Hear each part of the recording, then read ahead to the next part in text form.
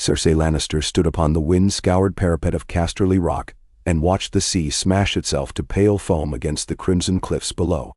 In the space of a fortnight, she had been bartered like a bar of her father's gold, promised to the most dangerous man in Dorne, and she felt the weight of the realm shift beneath her feet, as surely as the rock trembled beneath the waves. Oberyn Nymeros Martell, half legend, half serpent, was riding north even now, cloaked in desert heat and a reputation for poisoned steel. Every raven screamed the same refrain. He comes, and all the old wounds of the Sack of Kings Landing ride with him. Tywin had spoken of the match as if it were a siege engine, a masterstroke to bind a realm torn open by Robert's recklessness. A lion weds a viper, he told her in the solar, fingers steepled over the map of Westeros. Dorne forgets Elia, the crown forgets Rhaegar. And we, my daughter, hold the center while the wolves and stags growl at one another. She heard the unspoken words. Robert Baratheon had spurned her once, taking a Tyrell bride to soothe the Reach after his war. Let Robert bed roses. She would bed spears. The Dornish party arrived beneath storm-dark skies that broke into glaring sunlight the instant their banners of red sun and gold spear crested the final rise. Oberyn dismounted like a dancer alighting from a stage, loose black hair swept by a sea breeze far cooler than any that ever touched Sunspear. He wore no armor, only soft orange silk that clung to his lean frame, and his smile, sharp as Dornish glass, cut through the courtyard's hush. "Lady Cersei," he said, taking her offered hand and bending to press lips just above her knuckles. Heat licked up her wrist at the briefest graze of tongue. "Your father's letters name you Rose and Lioness together, but letters lie. They did not tell me you were forged of fire." His eyes, almost purple in certain lights, held hers with an intimacy that mocked the dozens of courtiers gathered around them. She did not draw back. "And yours?" she replied. "Did not say you were so bold as to handle fire barehanded." The corner of his mouth curled, conceding a point she had not quite made. Then, with laughter shimmering in his gaze, he executed a courtly turn that brought the entire moment from scandal to celebration. Cersei understood at once. Oberyn was a blade held edge up by its owner. To wield him was to risk blood with every flourish. Yet if she must be bound, let her be bound to steel that, answered her own. Their wedding was staged in Sunspear to appease Prince Doran, who wished his brother's triumph paraded across the wide marble plaza of Pride. The journey south unveiled a world Cersei had only glimpsed in tapestry threads, parched riverbeds glittering with mica, towering sandstone fingers sculpted by wind, the dusty perfume of fiery peppers ground beneath horse hooves. Dornish riders escorted her gilded wheelhouse in paired lines, spears lifted like a corridor of sunbeams. They were prettier than most soldiers she had known, bared arms oiled to a burnished copper sheen, yet disciplined in a way that spoke of bloodier schooling than any tourney yard. Inside the wheelhouse she shed Lannister red for silks of gold and sunset orange.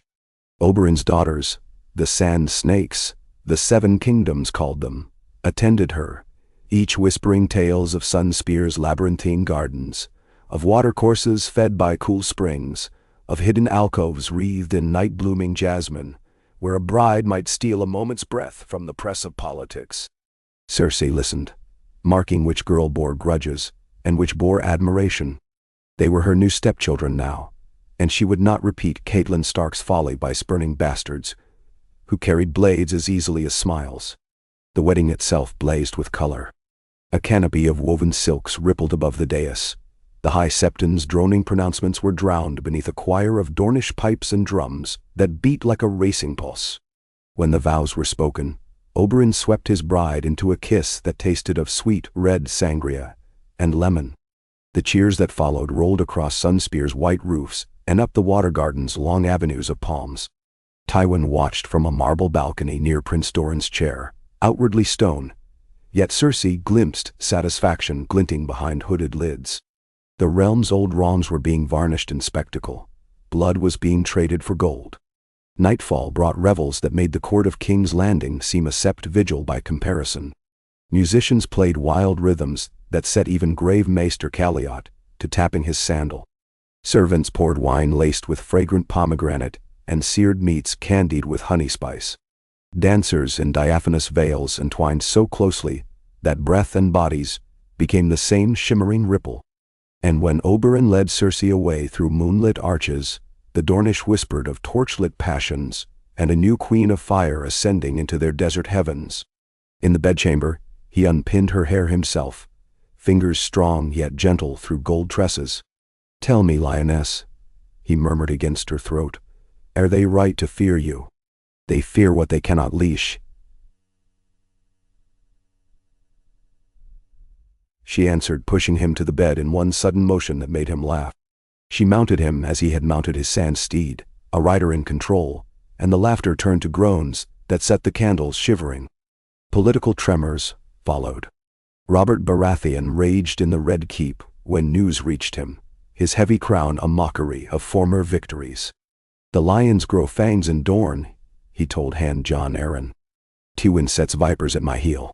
Yet even the king's wrath could not break the new alliance without shattering the realm entire. The Reach applauded, seeing a buffer against Dornish raids. The Riverlands murmured hope that the last cries of the Trident were finally quieted.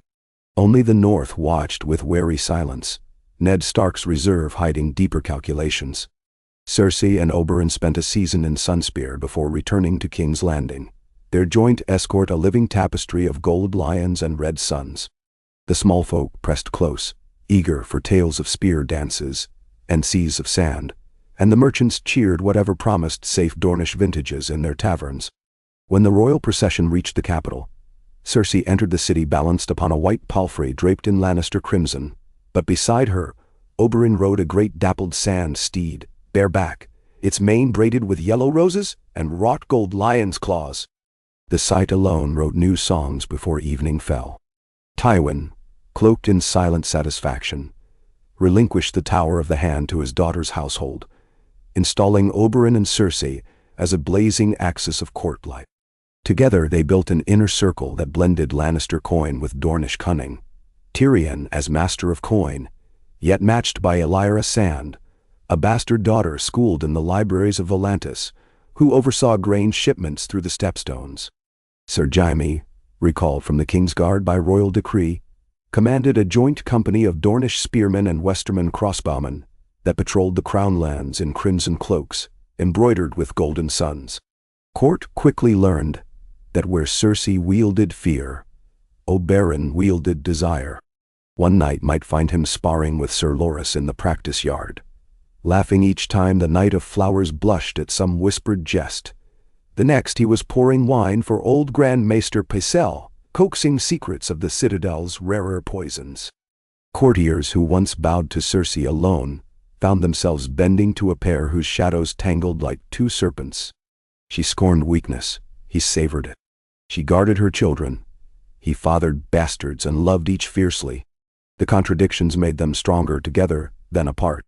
By the first anniversary of their marriage, Cersei quickened with twins.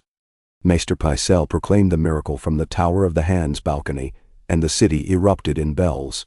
Elia and Tyrion, named for Oberyn's slain sister and Cersei's brother, arrived with the first storm of autumn rains.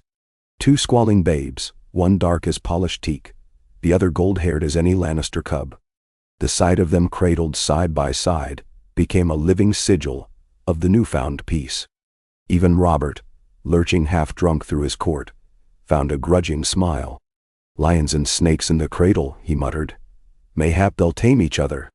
But poisons often sweeten before the bite. The realm's old fires smoldered beneath the ash of pageantry. Stannis Baratheon, too proud to stomach his brother's lenience, withdrew to Dragonstone with wife and daughter, brooding over stepped-on oaths. In the north, Benjen Stark's ranging parties reported shadows moving beyond the wall, and Maester Aemon's ravens began to speak of dead men walking. Across the narrow sea, Illyrio Mopatis whispered to a silver-haired girl about Westerosi cracks wide enough for dragons to glide through.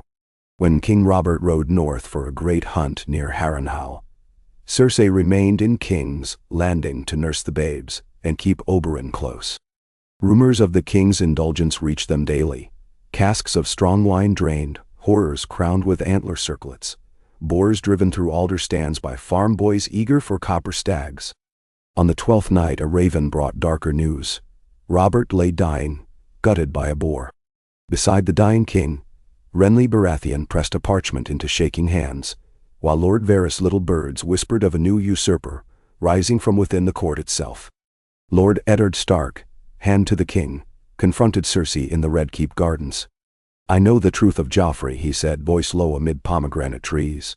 "And the realm will too, unless you flee with your children into exile this very night." Cersei remembered Joffrey, a bright-haired boy she had birthed in Robert's indifferent bed, and how she had watched his light fade year by year, replaced by a serpentine cruelty no Septus switch could whip away.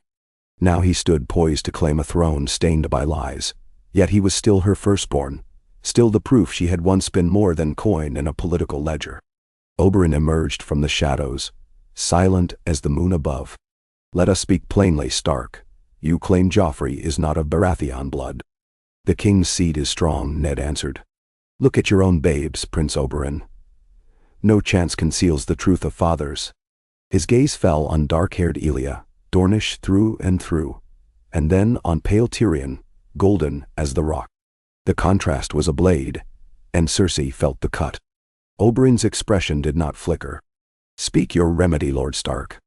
Renly should rule until Lord Stannis or Princess Myrcella may be crowned by lawful consent of the realm."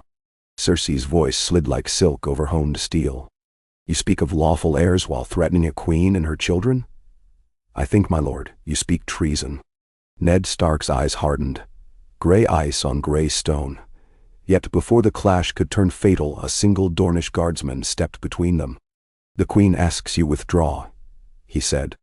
The moment stretched like a taut bowstring until Stark bowed stiffly and departed, direwolf cloak sweeping dust. That night, Varys hissed warnings of gold cloaks, bribed by Littlefinger, and the city watch poised to seize Ned for high treason. Oberyn's spear fighters melted through Flea Bottom, blades oiled and shadows dark. Dawn broke over a red keep where Stark banners had vanished, and the Tower of the Hand stood sealed. When Ned's household knights attempted departure, they were escorted, honored but exiled, to White Harbor with gifts of Dornish wine. The city awoke to a new truth. Robert was dead, Joffrey barred from succession, and Renly Baratheon proclaimed Lord Protector until the babes Elia and Tyrion came of age. The lords muttered, yet Tywin's gold bought silence, and Oberyn's spears bought peace. For a time, Stannis sailed from Dragonstone beneath a banner of a heart aflame, black as storm clouds torn by red lightning. Renly mustered his Reachman host, banks of knights gleaming like dawn on fresh-forged steel. Between them, King's Landing braced for siege. Cersei walked the ramparts with Oberyn as ships clogged Blackwater Bay, and tendrils of cookfire smoke foretold summer's last great slaughter.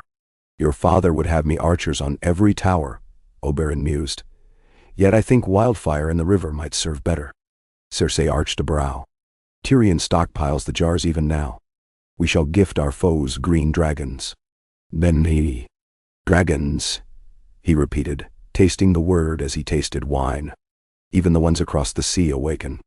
She glanced at him, catching the flicker of far distance in his gaze. "You dream of them." "I dream of fire dancing with wind above the red mountains of Dorne. I dream of burning out every old wound until nothing stands but ash from which we may build anew." He leaned on the crenelle, wind tugging silk against lean muscle. "Will you burn with me, lioness? For the realm?" she asked. "Or for vengeance?" He smiled. "Does the difference matter?" When Stannis' ships rounded the Blackwater on a roar of drums, the river erupted in emerald flame. Renly's swords broke Stannis' line from the south, while Dornish spears slithered through the city's postern gates to strike the flanks. Tyrion's chain barred retreat. Wildfire devoured sails and screams alike. The sky blackened with soot, and within that veil Cersei watched from a tower window. Elia and Tyrion bundled in her arms, Oberyn's promise of victory echoing inside the roar. The next morning, the charred hulls littering the river looked like monstrous skeletons baked in glowing emerald glass. Stannis was dragged, half-conscious, Before the Iron Throne, he bent knee to Elia Martell Lannister, the infant queen by rights of blood and conquest. Many expected Oberyn to seize the throne for himself or his wife, yet he placed a coronet of blazing western gold upon his daughter's dark curls and knelt beside her. Cersei, striking in mourning black, bore the sword of state. Together, they pledged to rule as regents until the twin monarchs came of age, one lion and one viper twined upon the sword's hilt. Years passed in wary harmony. Grain flowed from the Reach, coined by Lannister gold and escorted by Dornish galleys. The Riverlands rebuilt under Edmure Tully's careful stewardship, soothed by Princess Elias' visits to River Run where she raced palfrey with the Blackfish along dew-damp meadows. Prince Tyrion, fair as sunrise, studied at the Citadel under Archmaester Marwyn, learning histories of shattered empires and the craft of tongues, both golden and forked. Yet while the South healed, winter's claws closed around the North. Ravens brought grim tidings of White Walkers breaching the wall, of last stands at the last hearth and Carhold. Queen Regent Cersei summoned banners, and Oberyn rode for Winterfell with 5,000 spears, whose shafts were tipped in dragonglass dredged from old Valyrian ruins. Tywin, iron still at 81, commanded Westerland's infantry northward, like a last great heartbeat. The flower knights of the Reach unfurled bright petals against eternal night. On the windswept fields beyond the shattered wall, Golden Lion and Red Sun stood together against the pale king of death. Beneath crackling dawn-green auroras, Oberyn's spear found the Walker Lord's throat, shattering it like crystal. But ice shattered man in turn. A talon of frost pierced the prince's side, freezing blood before it spilled. Cersei's scream, ripped from her lungs, rang through steel and storm. She fought to reach him, slicing through whites with a Lannister sword, until her arms numbed with the ache of grief unloosed. She reached him cradled in snow shattered by sunrise. He smiled through blue-tinged lips. "Fire and ice," he whispered. "Promise me, burn bright." He died in her arms as the snowfall ceased, for dawn itself seemed to pause and bow. When his pyre roared, she cast her golden lion's mane into the flames, cutting her hair with the same dagger he had once toyed with on the sands of Sunspear. Ash streaked her cheeks. Grief forged her anew. Cersei returned to King's Landing, crowned in austere jet and obsidian. Tyrell roses shriveled beside her path. Stormlander courtiers bowed lower than windblown barley. She declared a new law. No man might claim crown or council seat who had not stood beyond the wall against the night. Cravens fled, sellswords boasted, but it was the Dornish and the Northmen who held the true weight, and they answered her summons like steel to lodestone. The princess twins reached 16, as the first dragons wheeled over Blackwater Bay, great shadows eclipsing the sun. Daenerys Targaryen came not as conqueror, but as seeker of peace, bearing 3 dragons and a retinue of freedmen. She beheld the Lion Viper throne and the twin monarchs, and spoke of breaking wheels rather than rolling them. Cersei remembered the taste of ashes, and the words Oberyn left upon her lips. She offered alliance. The Iron Throne would recognize Daenerys as queen of the narrow sea and east, a partner in trade and guardian of distant skies, if she would give dragon flame to forge the realm's wall anew, stone and spell both. So, Nymeria once sailed 10,000 ships. So Elia and Tyrion now ruled 10,000 hearts. Dragons roared above the Red Keep, their fire reflected in gilded lions and spears of crimson sun. The small folk of Flea Bottom sang of a queen who married a viper and birthed a golden dawn, and of a realm where lions set paw in sand and found not poison, but passion. Cersei often walked the palace gardens at dusk, memory flickering like torchlight upon the marble pool. She heard Oberyn's laugh and the hiss of fountains, felt his warmth in the southern breeze sliding in over the bay. In the vaults below, the Iron Throne glimmered, no longer a seat of solitary rule but a symbol bound in twin circlets. One of red gold set with garnet suns, the other of yellow gold hammered into roaring lion's mane. 2 crowns for 2 children, born of fire and desire, poised to inherit a realm their parents reforged in the crucible of love and danger. Sometimes when the sky burned vermilion and the dragons painted shadows like long spears over the city, Cersei lifted her eyes and imagined Oberyn striding beside her.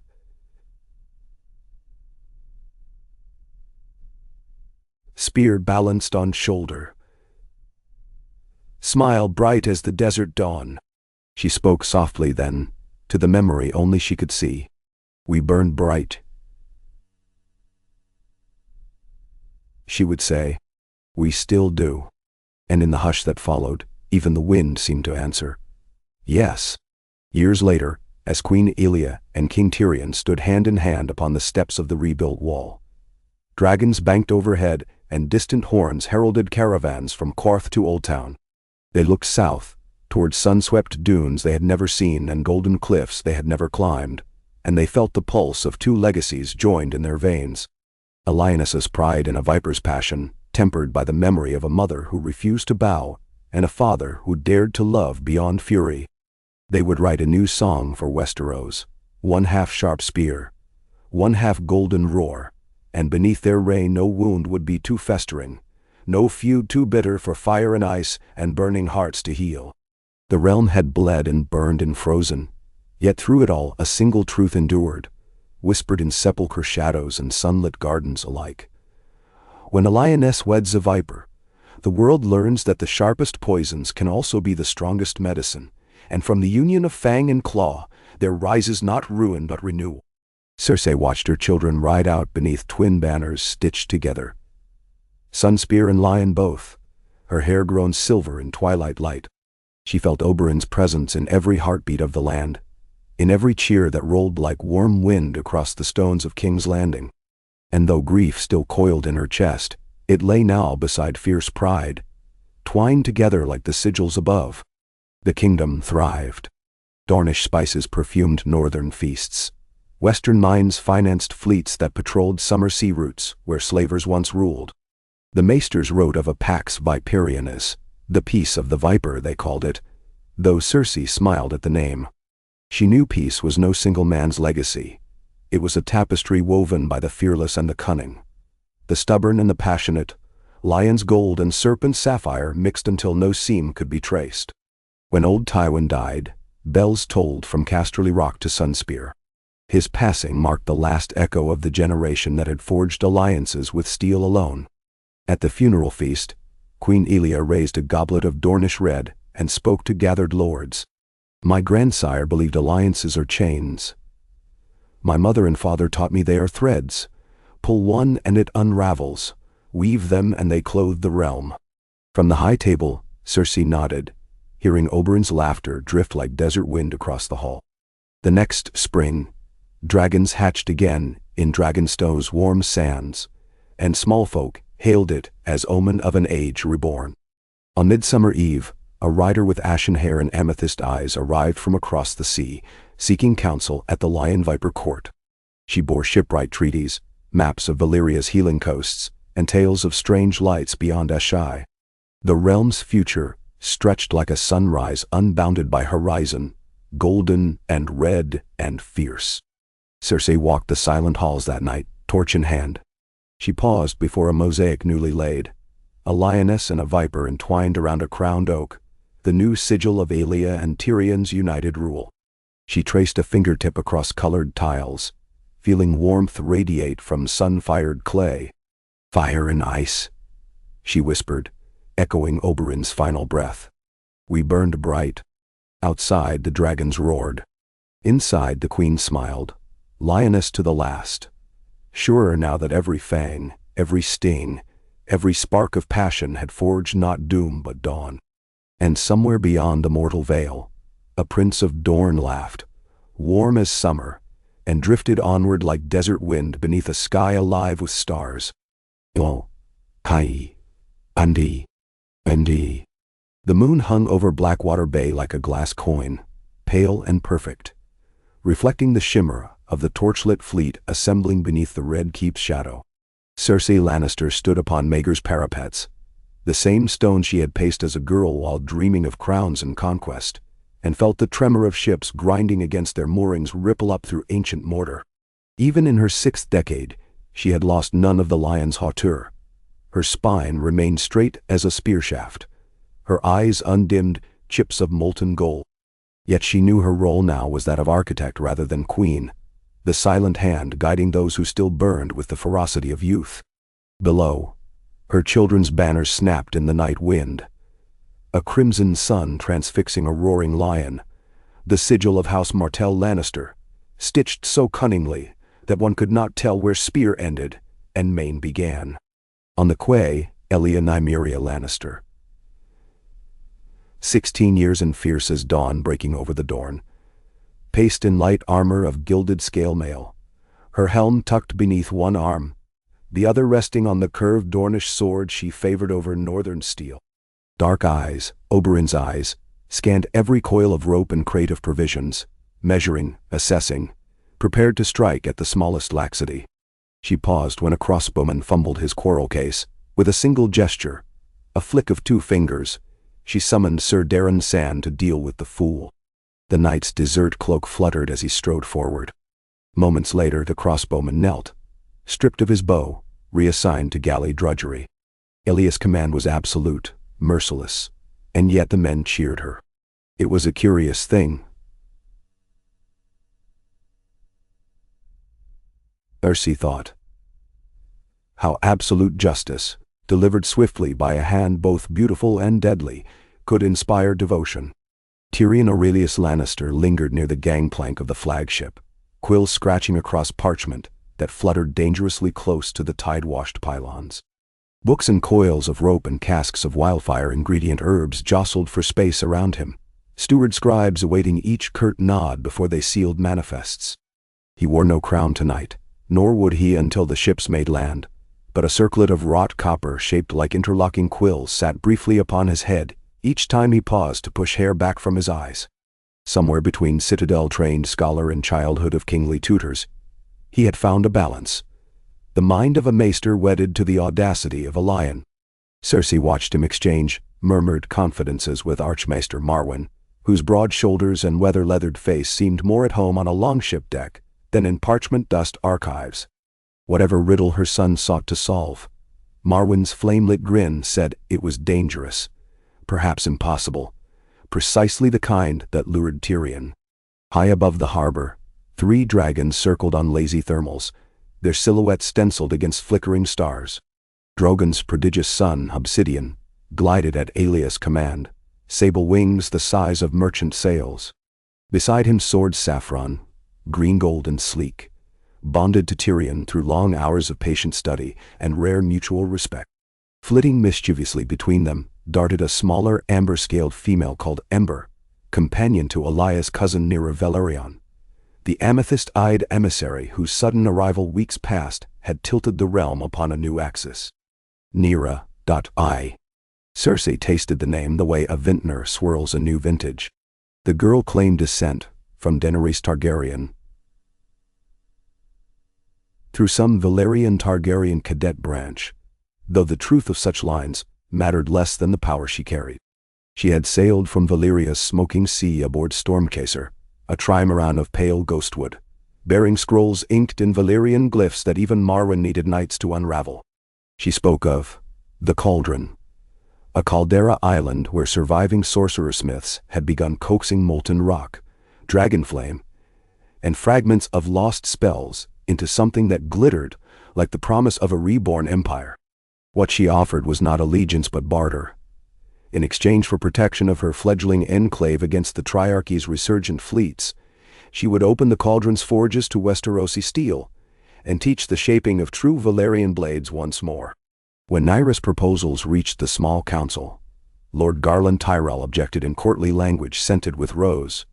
How could Westeros trust the alchemies of foreign pyromancers? Prince Bran Stark, flown south on his great white dire eagle just to attend, observed in quiet certainty that the realm had survived fire, ice, and shadow before and would again. But it was Tyrion's calm remark that turned the tide. Our ancestors forged an era of peace when they bound dragonfire to iron. Better we learn the trick ourselves than wait for a lesser mind to wield it against us. Aelia's spearbutt rang once on marble tile in wordless assent. Thus the council had approved the expedition. 20 ships, 80 knights, 2 dragons, and 1 lioness bearing a legacy of hard-won peace. Tonight, all must sail before dawn's first blush to catch the tide through the stepstones, where the Triarchy's reavers scythed anything slower than the gulls. Cersei's breath misted as she descended narrow stairs to the pier, cloak whispering, guardsmen falling behind like shadows. The tide stink of salt and pitch greeted her, mingled with pepper wine wafting from late-night galley pots. Sailors bowed, their earrings clanged tiny salutes. Sunspearmen knelt, sun-emblazoned shields pounding heels in double time. She moved among them as a ghost among the living, once a queen regent, now the smith of synergy between bloodlines that once thirsted for each other's extinction. Elia noticed her first. Mother and daughter embraced, steel and silk clutching so fiercely. Elia's pauldron screeched where metal met plated leather. "Are you certain of the route?" Cersei asked, voice pitched low. "The Triarchy's forward scouts prowl from Bloodstone to Dark Den." Elia's smile curled like Oberyn's when the game was only beginning. "Their scouts will not see sunrise, Mother. Daron has archers on Silent Wind with moon-black arrows tipped in shadowglass. By the time we skirt Lamentation Sound, their captains will be wondering where their eyes have gone." Cersei's lips twitched. So much of Oberyn in this girl, not merely bravado, but the artistry of danger. She nodded once. "And Nira? Does she still keep to her cabin?" Elia shrugged. "She communes with her scrolls, or the hatchling still coiled in its ebony egg. She refuses to speak of one without the other." A pause, then a thorn of concern slid beneath Elia's calm. "Can we trust her?" "I trust purpose," Cersei answered. "Purpose is rarely concealed for long. We will know hers before we reach Old Volantis." She drew her daughter aside, gloved fingers resting on chamfron edges. Lantern light painted her cheekbones in amber. "You hold spearpoint of this alliance, my lioness. But remember, the spear shatters if the shaft bows." Elias' gaze sharpened. "And if the shaft is forged of Lannister oak and Martell bronze, then may the gods pity he who stands against it," Cersei whispered, pressing a kiss to Elias' brow. Tyrion joined them, parchment scrolls tucked into a leather cylinder slung across his back. A gust flipped his bronze-rimmed cloak, revealing a belt of stoppered vials, wildfire insignia glimmering green. "Ravens from Driftmark report Triarchy ships massing near the Broken Arm," he said. "If they anticipate us, they might attempt blockade." Cersei arched a brow. "And your answer?" "Their blockade will burn before it closes," Tyrion replied, eyes alight with quiet flame. "I have something new from the Alchemists' Guild. Safer to handle, deadlier upon water. Let them test it if they wish." Elia laughed, the clear note of steel leaving scabbard. "Brother dear, you craft doom with a maester's quill. If only Pycelle had such invention." Tyrion's mouth curved. If only he had the spine to match his beard dye. Their sibling banter had once worried Cersei. For loving rulers beyond measure could weight the knives of enemies who saw sentiment as weakness. Yet she had learned that affection, expressed truly, did not soften iron but tempered it. Moonset found the fleet underway, oars slapping iridescent swells while pennants belled above. From a tower slit, Cersei watched the shrinking glow of lanterns as hulls slipped into open night, each bearing a fragment of her heart. She remained behind at her children's request, a steady steward of realm and court, the shield against intrigue while they ventured where queens could not yet tread. She acquiesced, though acquiescence tasted like iron on her tongue. And at whisper-thin dawn, she climbed to the Maiden Vault turret to watch twin dragons vanish in streaks of obsidian and jade. Days passed to weeks in the Red Keep, measured by the rustle of council parchment and the scratch of quills upon vellum. High Septon Aurelius, the seventh of his name since the faith's restoration, preached temperance from the marble pulpit, praising dragons guided by the seven and cautioning against the hubris that once sundered Valyria. Lord Garland scented opportunity in the faith's careful phrasing, lobbying for Tyrell shipyards to build new dragon barges. Across the narrow sea, reports arrived of the Triarchy seizing 3 Lyseni pearl divers and publicly flaying them to fan warlike fervor. Another raven told of slave revolts in Meereen boiling up again. Daenerys' legacy reopened like an old wound. Cersei attended each council, gave each voice due weight, but inside her thoughts sailed the tides with Elia and Tyrion. One cool dusk. Footsteps echoed in the Tower of the Hand, a place she still visited though her tenure there had ended decades past. Jaime Lannister emerged from archway gloom, hair silver gold, face sun-creased, but as handsome as any carving. A lion's maw clasp pinched his cloak at the shoulder. Beneath, maester-forged steel glimmered in sword-belt fittings. "You watch the horizon as though you could drag the ships home with your gaze," he said, offering a small cask of arbor gold. "I startle less easily now." She answered, accepting the cup Jaime filled. The wine was summer pressed into crystal. "Did you come to comfort your twin or to fret about court whispers?" Jaime's shrug was earnest as ever. "Can it be both?" The small folk murmur of an Alcazar faction rising in Sunspear. "Supposedly our kin in Dorne think the peace of the Viper too soft on reach tariffs." Cersei's eyes narrowed. "Who stirs them?" "A Lady Noria Santagar perhaps," Jaime replied, leaning against a balustrade. "Widow of some minor cousin to the old Prince Quentyn. She maligns the Lannister name in dusty taverns, claiming that Tywin's gold drains Dorne's wells dry." Cersei considered. Swirling wine. "Send word to Prince Garin at Sunspear. Ask whether Lady Santagar travels under legal letters or borrowed ones. Oberyn taught me something once. The spear thrown without sanction flies back to the hand that loosed it. If she seeks civil unrest, the sand snakes will handle her." Jaime grinned. "Still capable of venom." "Sweet sister, necessity, dear brother, never loses its fangs." 3 nights later, raven feathers drifted onto the council table. Lady Santagar had fallen from her balcony while viewing moonrise over the deep desert. No further note was required. Yet unrest did not confine itself to Dorne. A new High Sparrow movement spread through back alleys of King's Landing. Rag-robed men and women chanting that dragons were abominations returned, that the Seven had been patient once but would not forgive a second doom. Gold cloaks dispersed gatherings peacefully at first, but when half-starved zealots hurled lamp oil at a warekeeper's stables, burning 2 young drakes alive, Cersei ordered the faith militant disbanded once more. Steel rang upon cobbles, torchlight smeared alleys red. By sunrise, broken chains from Mother's Mercy Square littered gutters alongside the crimson pools of would-be martyrs. Some at court muttered comparison to Mad King Aerys's purges. Cersei replied by citing the innocent slain by dragon haters and reminding them that peace was a fire constantly fed by hard decisions. Still, the incident gnawed at her sleep, sowing uneasy dreams of flame and fanatic blades.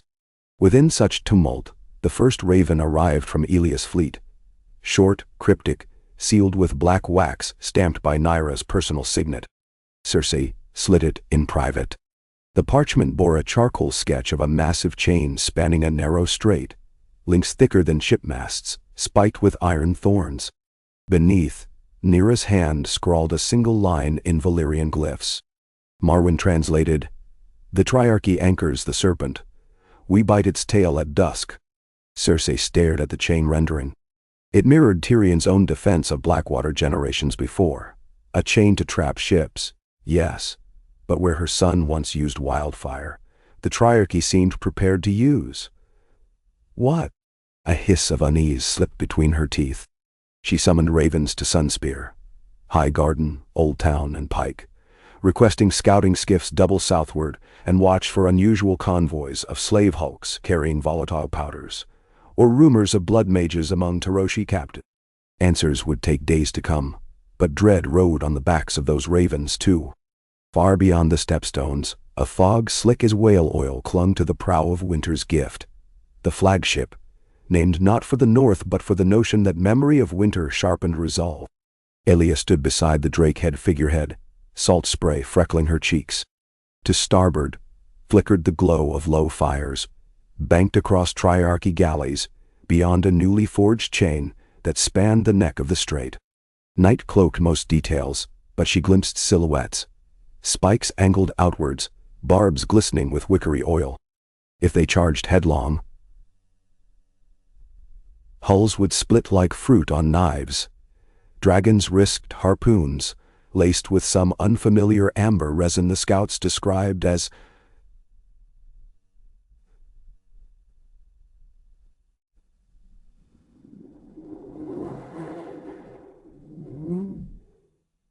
enemies.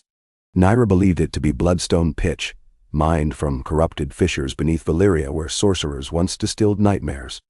"It clings," she warned, voice trembling with more than cold. "Even dragon flame cannot shake it free. It burns too hot, too long. The beast panics, and the rider dies." Tyrion studied a sample scraped from a dockside vat the previous dusk.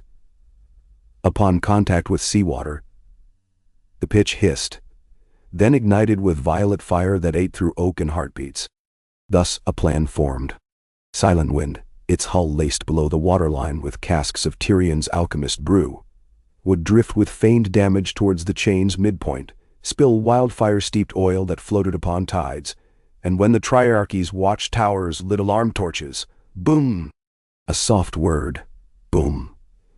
Tyrion murmured with grim fondness as he sketched arcs of flame and tension values for anchor screws. A section of chain would sag molten into the drink. Obsidian and saffron would break through before defenders could reload harpoons. Then the dragon's own fire would drive the horror of pitch back against its makers. If any part failed, they were trapped. On the hour before dawn, the sea slept glass-still, fog swaddling the world. Silent Wind's single sail, shredded and patched to sell the illusion of weakness, glided between moored warhulks. Not a voice rang across the chain. Guards relied on lanterns swaying in still air, and the quiet susurrus of blackwater against hull planks. Elia watched through her Bari spyglass, counting breaths. 100. 2. Then, at exactly the stroke of 300, a gout of emerald ignited beneath Silent Wind's keel. It pulsed once, no explosion, merely a lurid flare. Elia's heart lurched. Had Tyrion miscalculated the fuse? She brought Obsidian's reins taut, ready to dive. But Tyrion's flicker signal, 3 rapid flashes from the far topmast, held her back. Patience. From the chain tower nearest Silent Wind rose startled shouts. Lanterns bobbed. A command horn bellowed. A harpoon ballista groaned as a crew hauled it to ready. When the shot came, it punched through Silent Wind's broadside with a crack like thunder. Sails ignited as tar-soaked linen took flame. The Triarchy men laughed, until the fire sought the casks. A heartbeat later, the night became a new sun. Flameflowers blossomed across the strait. Shockwaves rippling so violently that escorts nearest the blast capsized outright, masts snapping like reeds. The chain glowed red, then white, sagging into slag even as steel screamed and bolts popped like corn. Elia kicked Obsidian skyward, the dragon roaring fury, wings hammering acrid smoke. Beside them saffron erupted from cloud blankets. Tyrion lashed securely to his war saddle. At Elias shouted, "Voreth!" They dove together. Triarchy decks filled with men stumbling, eyes seared by sudden brilliance. Obsidian's black fire, hotter, slower than his sire's, tinged with deep amethyst, poured over the chain tower, glassing stone, fusing enemy gunners into grotesque sculptures. Saffron widened the corridor, green flame chasing crew even as violet pitch flared further. In moments, the blockade was a cauldron of twisted iron upon boiling water. Yet Triarchy captains were not fools. From hidden coves, astern surged reserve Dromons, sleek, low, fitted with repeating scorpions. Their first salvo sliced the air near Obsidian's left wing joint, one bolt grazing scale, another puncturing the webbing. A hiss of pain rolled from the beast. Elia felt it through the saddle rig, a vibrating moan in bone and sinew. She banked, spear poised, and hurled it through a scorpion stand. The bolt turners pitched into churning sea. Still, new towers on hulls swung upward, loaded not with barbed shafts but heavy nets glistening syrupy violet. Elias' gut clenched.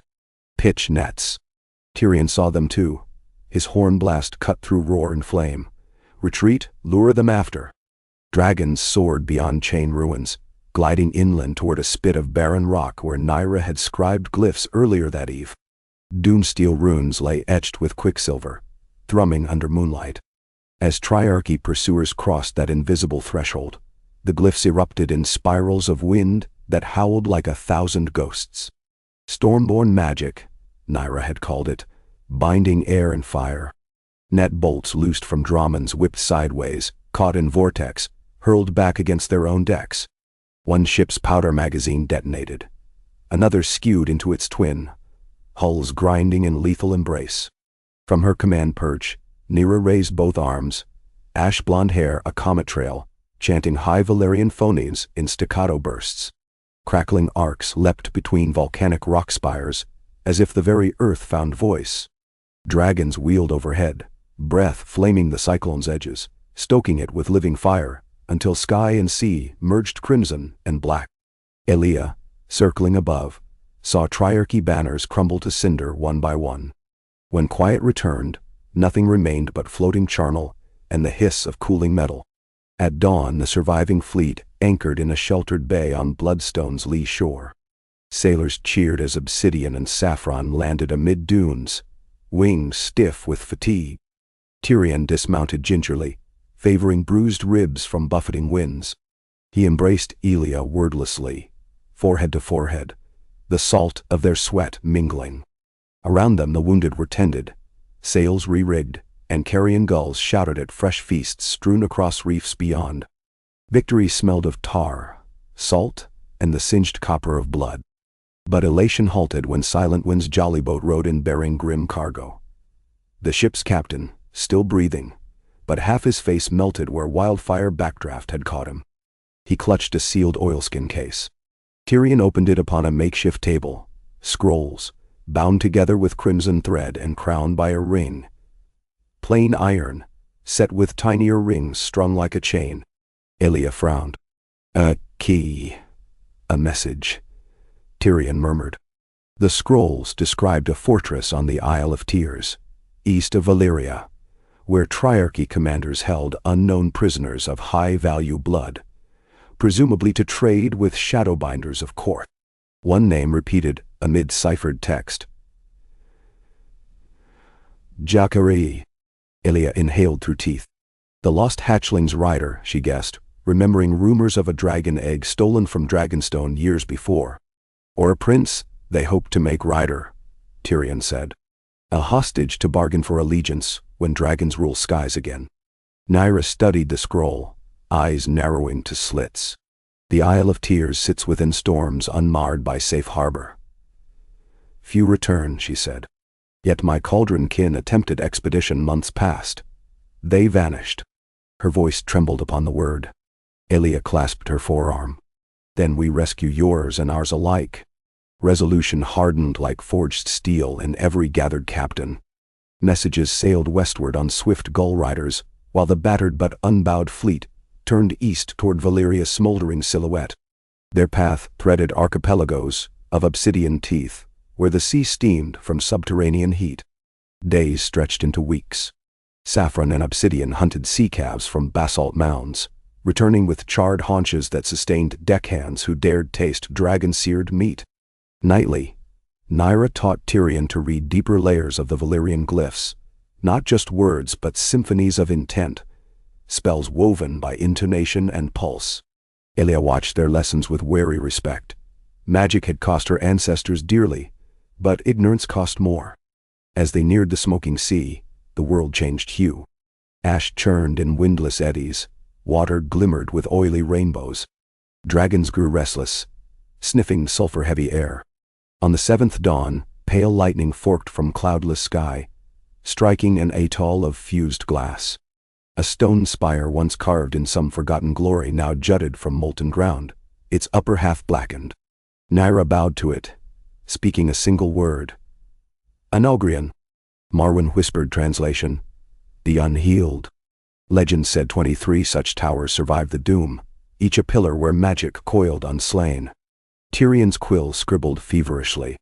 Scouts returned with news. The Isle of Tears ringed by reef walls like jaws. Fortress perched on interior plateau, accessible by one narrow lava bridge.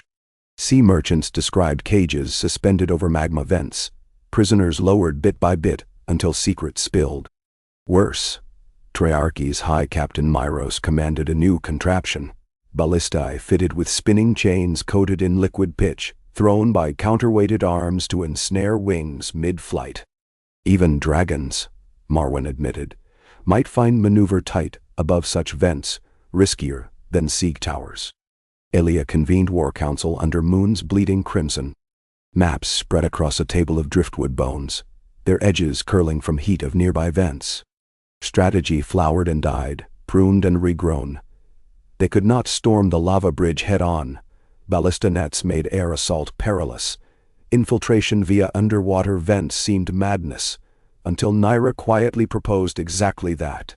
She and a handful of Valyrian divers knew labyrinthine channels beneath the isle where superheated water surged but receded on a rhythm, as lungs of the volcano inhaled and exhaled each tide. Times of lull offered windows narrow as a dagger's width. Tyrion saw opportunity.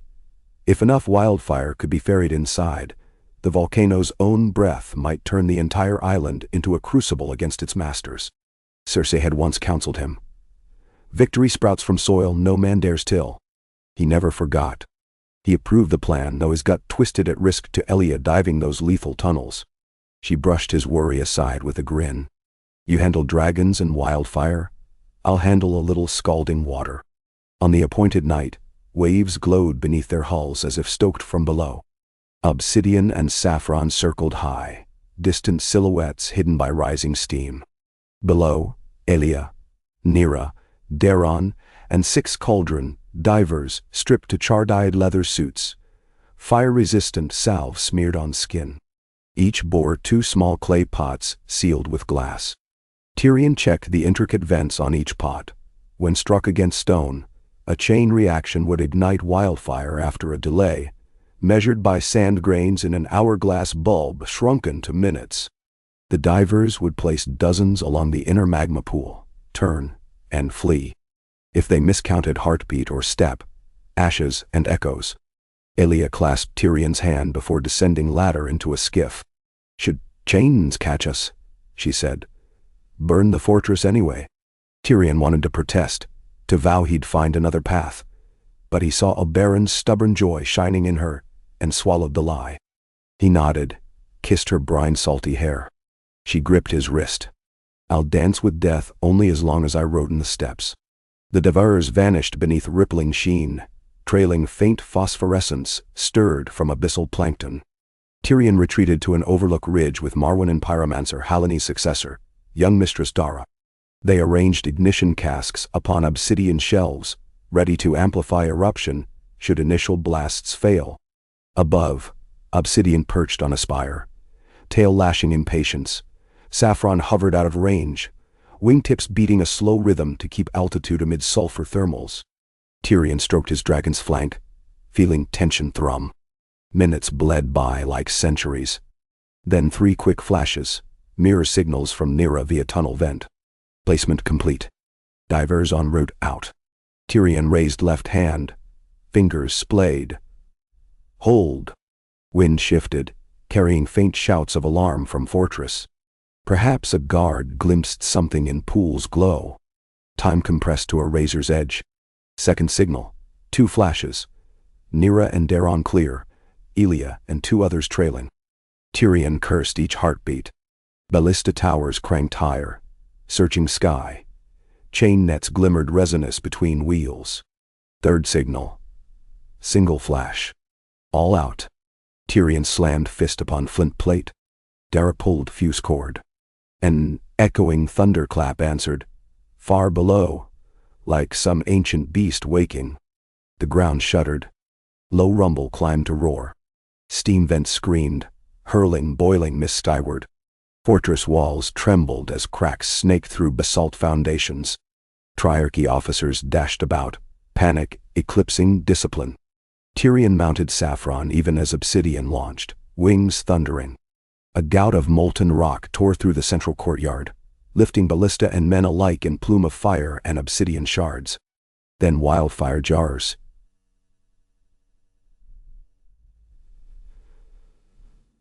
Superheated by magma breath, blossomed with green conflagrations that climbed along stone like ivy. Towers toppled into lava crevices. Chain nets sagged, anchors melting. Dragons dove, flame warring alongside natural fury, until night became a canvas of orange and emerald strokes. Prison cages snapped free, plunging into sea or onto pyroclastic slopes that miraculously spared some with their hissing stone pillows. Elia emerged on a shelf of pumice near waterline, dragging one of the divers who gasped. Skin blistered, but alive. Obsidian swooped, claws clenching rider and rescued men, lifting them from collapsing strand. Tyrion's heart soared as he guiding Saffron downward to lift Nyra. She clung to his hand, eyes bright with tears and laughter. The fortress disintegrated behind them, swallowed by a volcano that belched twin mushroom columns into starlight. The Isle of Tears earned a new name that night.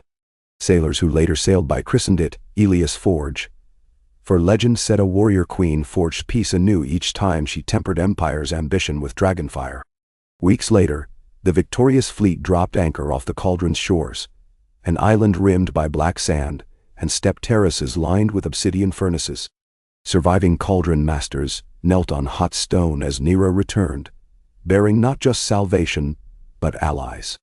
They guided Elia and Tyrion through halls veined with glowing magma channels. Valyrian schematics adorned walls, spiral-grooved molds for blades, caduceus patterns for steel folding that fused magic and metal. One master, skin tattooed with living red runes, pressed a single slender ingot into Tyrion's palm. Your father's forged chain saved city, your sister's dragon forged our future. We gift this seed of unity.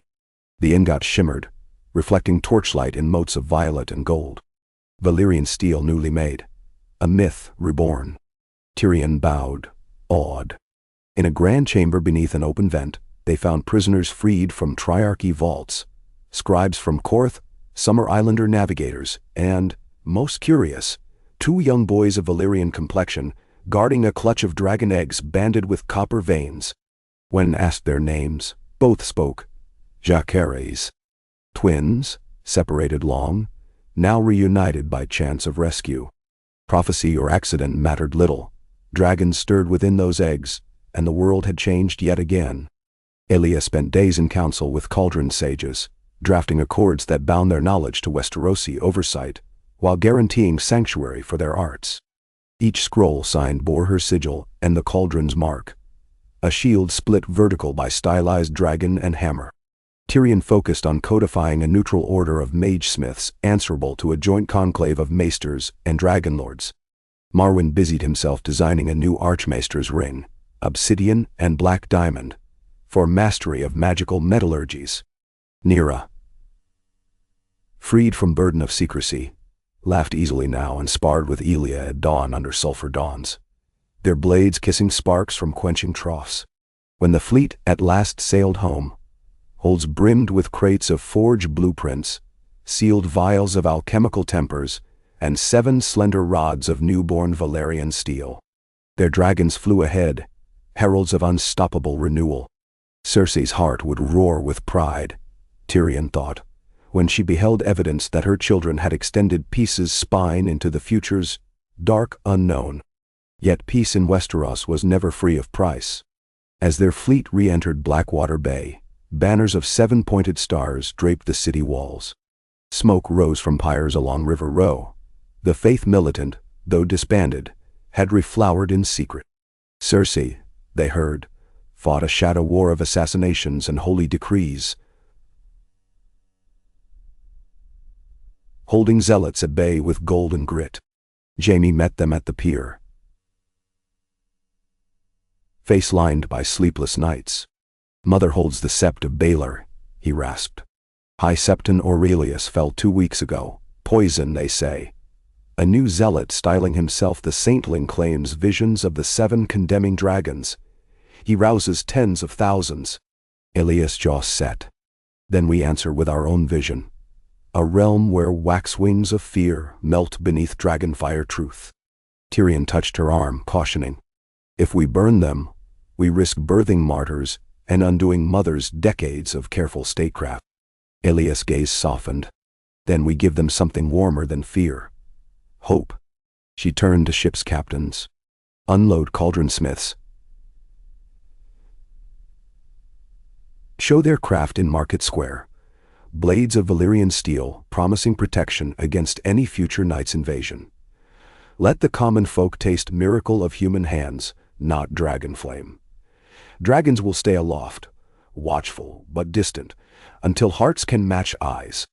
They marched toward the sept bearing ingots and scrolls, not as conquerors, but as artisans and scholars. Crowds parted as whispers raced. New steel, Queen's gift, fire made flesh but tempered. Outside the sept, gold cloaks flanked a cordon of shabby zealots gripping pitchforks.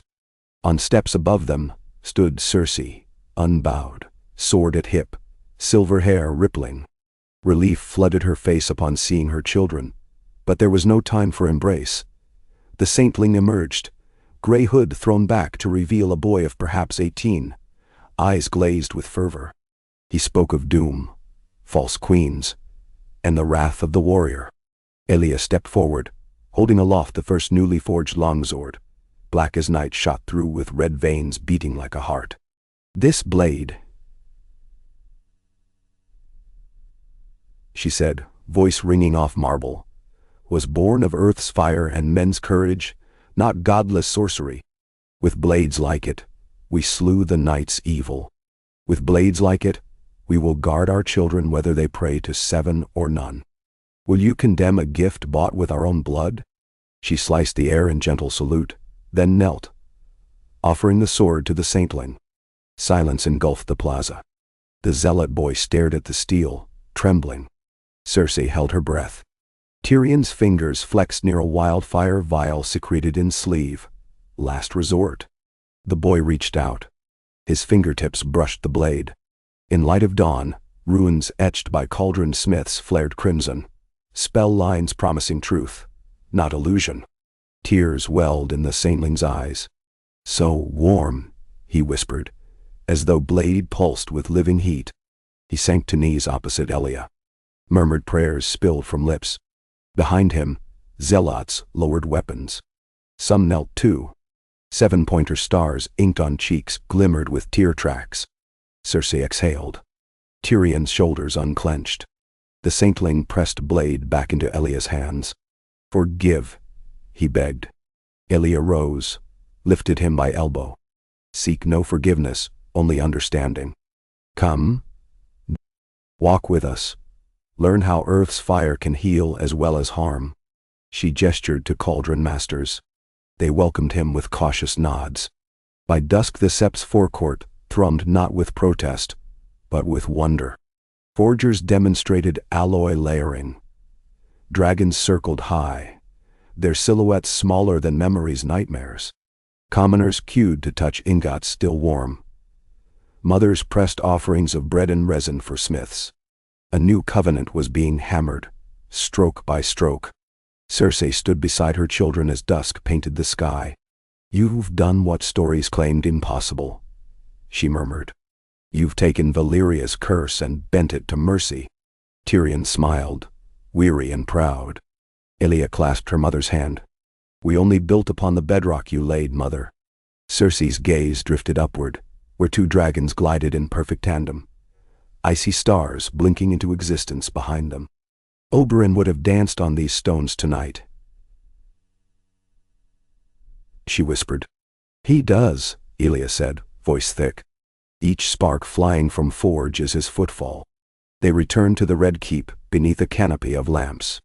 Crowds pressed in, chanting, "Lion and viper, sun and roar, forge the future, fear no more." For the first time since Oberyn's death, Cersei let herself be swept by that tide of voices, allowed tears to track silent lines across cheeks that had forgotten salt not born of sea fog. Beside her, Tyrion raised a hand, and in moonlight the ingot he held reflected golden lion and red sun interlocked, unbreakable. Months rolled by. Forge academies rose in Old Town, River Run, even Winterfell's forges. Each bore plaques honoring cauldron artisans and Martell Lannister patronage. Night's Watch smiths fashioned dragonglass cross-tang daggers with Valyrian steel edges, gifts from King Tyrion's personal fund. Nyra embarked for Dragonstone to cultivate her clutch, now humming with imminent life. 3 eggs of dusk blue shell veined silver. The saintling, revealed simply as Demeric Cobbler's son from Maidenpool, studied under Maester Marwyn, his fervor transmuted into scholarship of faith's lost texts on balance between mortal craft and divine will. Peace, real peace, seemed at last attainable. So of course the letter arrived. It bore a seal unknown, wax molded into symbol of 3 eyes within a weirwood leaf. Its messenger, a raven as pale as milk glass, landed upon Cersei's arm in her private garden.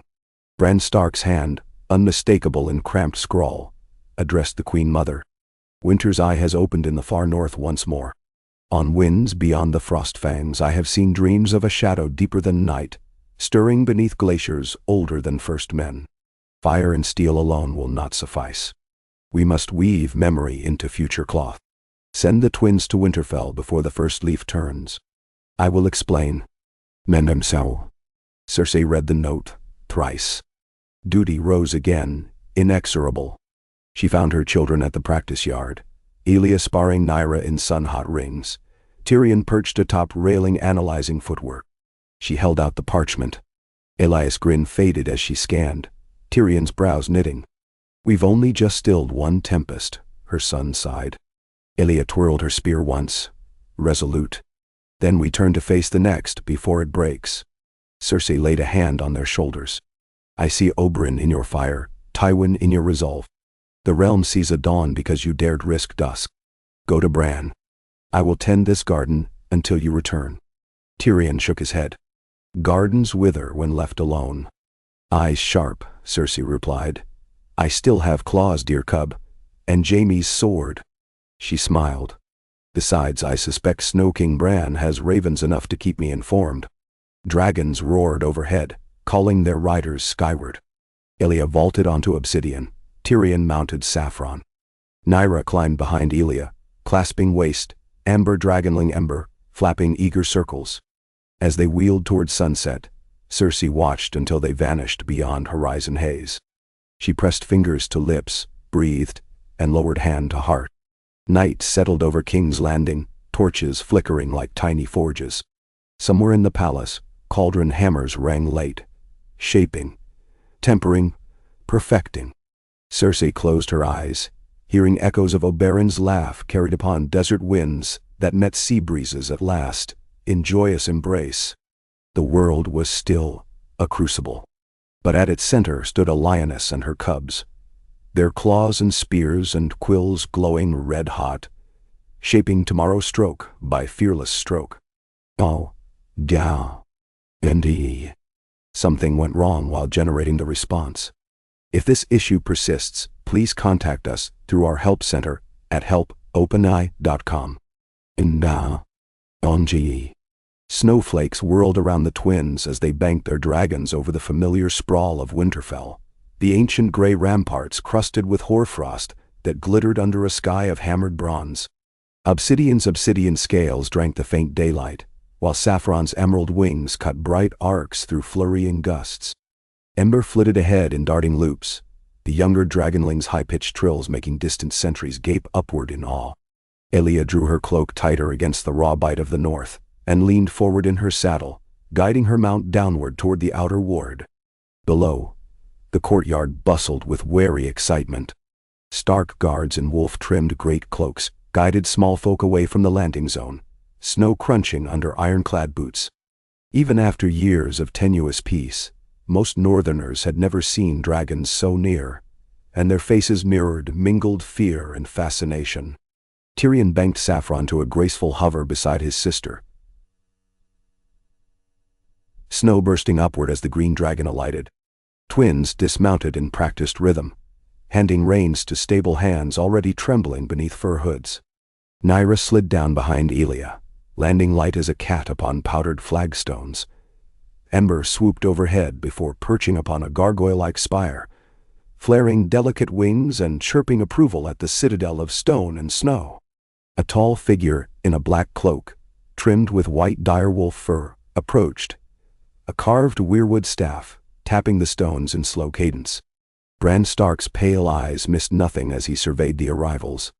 Though he walked now, his steps were measured, each movement guided by a will that transcended flesh. Shadows of ravens flitted across his shoulders, as if reluctant to leave their master's side. "Welcome to Winterfell," Bran said, voice calm as the snowfall. "I'm pleased you answered swiftly." Elia bowed before straightening to full height. "The realm answers when the world needs answering. What threat calls us north this time, Your Grace?" Bran's gaze seemed to pierce the veil of falling snow. Something older than the walkers stirs in the frozen vault beyond the Frostfangs. It feeds on the echoes of slain magic, on everything we've done to change the world. You wield dragons and forge new steel. You wake things that have slept beneath ice since before the first dawn. Oh. Tyrion lifted an eyebrow, but Bran had already turned, gesturing them inside. They crossed the courtyard, banners of grey direwolf snapping overhead, and entered the great hall, now hung with fresh tapestries, not for splendor but insulation against the relentless cold. Cersei's raven sat tethered to the high table perch, a black spot of southern sunlight amid the whites and grays. It bobbed impatiently until Bran freed the tiny scroll bound to its leg.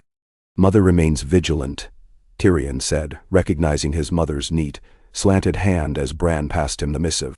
"She writes that the Crownlands bear whispers of Golden Company captains seeking new patrons, and there are rumors, absurd rumors, of a new dragon rising in the ruins of Summerhall."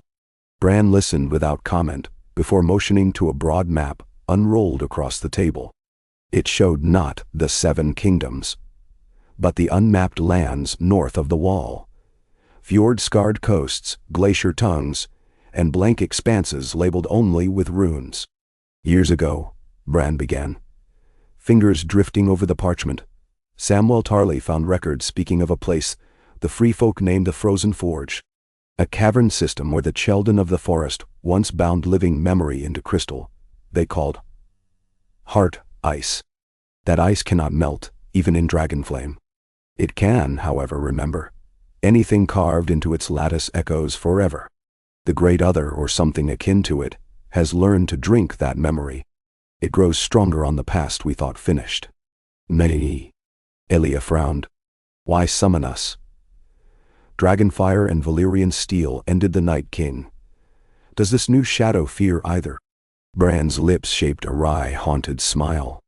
"It fears little, but it covets everything. It seeks to rewrite the weave of the world's stories, to consume the very thread of time. Dragons wield fire, new steel wields craft. Neither alone can battle something that devours meaning itself. But the twins who hold both, lion and viper fused, may die." "Bah." Nyra spoke softly. "You mean to forge something again, but not blades this time." "Exactly," Bran answered. "Memory itself must be struck like metal, tempered in flame yet cooled by ice. I have dreamt of a lattice, rund steel braided with living weirwood root, forming a cage to hold and starve this devourer." Tyrion's breath fogged. Age built of contradictions. Fire and ice, lion's gold and viper's venom, dragon bone and green's ear sap, a smithing that has never been attempted. Bran's eyes flared a pale sheen. "That is why I asked you to come, and why we must ride at once to the Frostfang foothills. The children left for a seeds of living wood. The cauldron's alchemists must transmute it with your steel.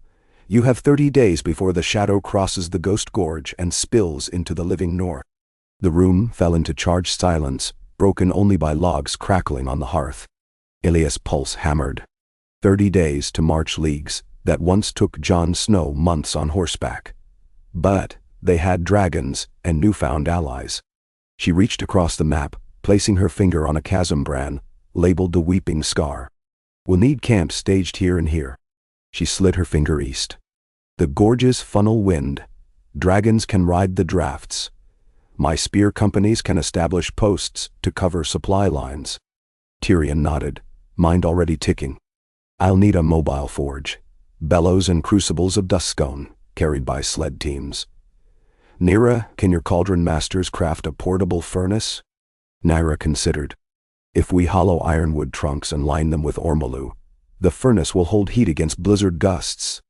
We will need 60 mules and the cooperation of the Black Brothers, at Castle Black, to ferry sulfur and quicklime. Menno. Bran's smile held quiet assurance. I have spoken with Lord Commander Val Tormund's daughter.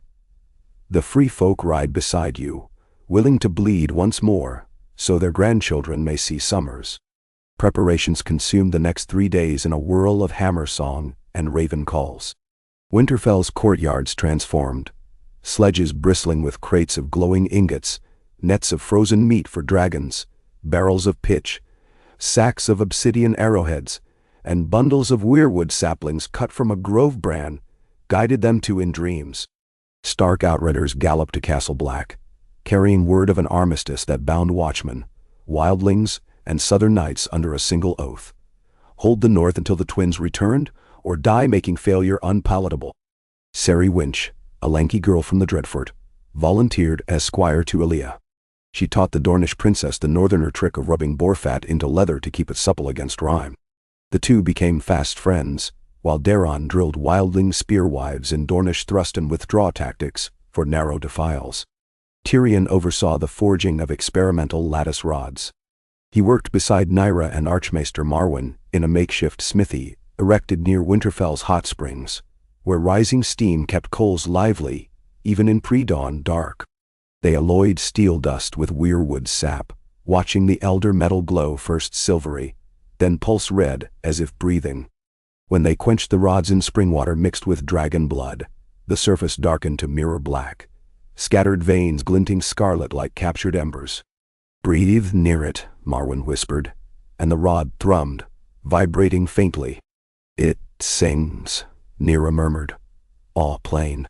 Tyrion brushed his fingertips over the cooling metal, and for an instant he smelled Sunspear's jasmine and heard his father's measured voice. Memory indeed. By dawn on the 4th day, 200 riders assembled in the yard. Stark cavalry, hill tribe garrons, Dornish light lancers, Night's Watch rangers, free folk wolf spears, and mule teams laden with glowing rods wrapped in wyvern hide. Dragons wheeled overhead, plumes of frosty breath streaming in contrails across the gray sky. Bran raised his staff. Ride hard, he said in a voice that seemed to echo from every snow-roofed turret at once. Trust the dreams that guide you. When the sun fades altogether, you will know you stand at the frozen forge. I will follow upon wings, unseen. Naham? Elia exchanged a look with Tyrion, then swung into Obsidian's saddle. She wanted to offer Bran words of gratitude, but the hour for speeches had passed. Instead, she saluted him with her spear, the Dornish sun-tip gleaming dull rose. Bran inclined his head and stepped back. With thunder of hooves and flap of wings, the column streamed northward. Days blurred. Sunlight thinned until noon looked like twilight. At night, auroras writhed, scarlet and indigo snakes devouring the horizon. The air tasted of iron filings. Elia felt it in her lungs, a metallic haunt that made every breath a reminder of how far the world had shifted since childhood courts at Sunspear. On the 7th day, they reached the ruins of Last Hearth, abandoned since the Walkers' War. Creaking wind-blown gates still bore scorched marks where dragonfire had purged undead. There they found Lord Jorah Umber's grandson, Beric, a boy of 15 with shoulders like an ox. He offered salted boar and welcomed the company to shelter in the cracked hall, so long as the dragons kept outside. Night fell with whistling gusts. While riders dozed in cloaks, Tyrion slipped away to meet Nyra at the portable furnace pitched behind the keep. They tested a lattice segment nested inside a weirwood spiral, the first piece of the cage. When Tyrion struck it with his hammer, the bar resonated like a great cathedral bell, and within that tone he heard voices. Oberyn laughing on a Sunspear terrace, Cersei reading him Valyrian history by candlelight, his younger self exploring Lannisport wharves, chasing bits of wonder. He stumbled back. Shaken. Nyra steadied him. You see? Memory is the strongest metal. Endowance.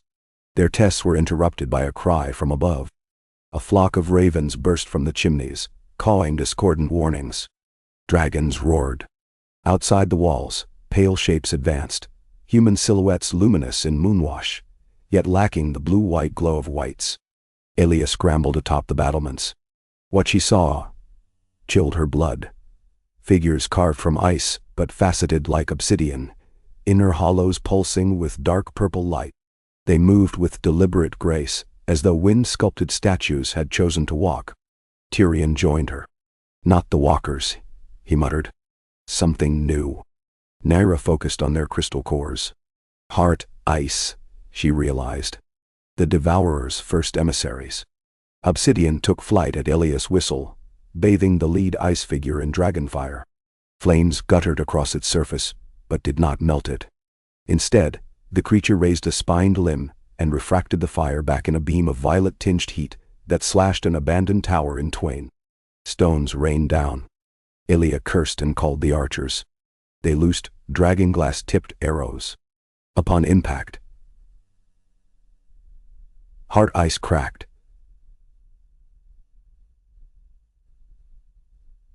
Spiderwebs of black fissures radiating. A second volley struck the fractures. The statue shattered in a burst of purple sparks. The ice things hissed, now wary. Darren's wildling spears surged beyond the gate, jabbing lance tips into the joints of the near statue. Nyra hurled a lattice bar, its memory metal edge cleaving crystal as though splitting kindling. Within minutes, Umber's yard shimmered with shards that faded to mindless drizzle of mist.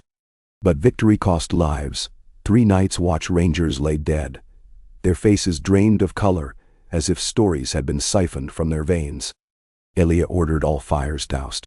The survivors gathered in the great hall, huddling close to the portable furnace for warmth and comfort.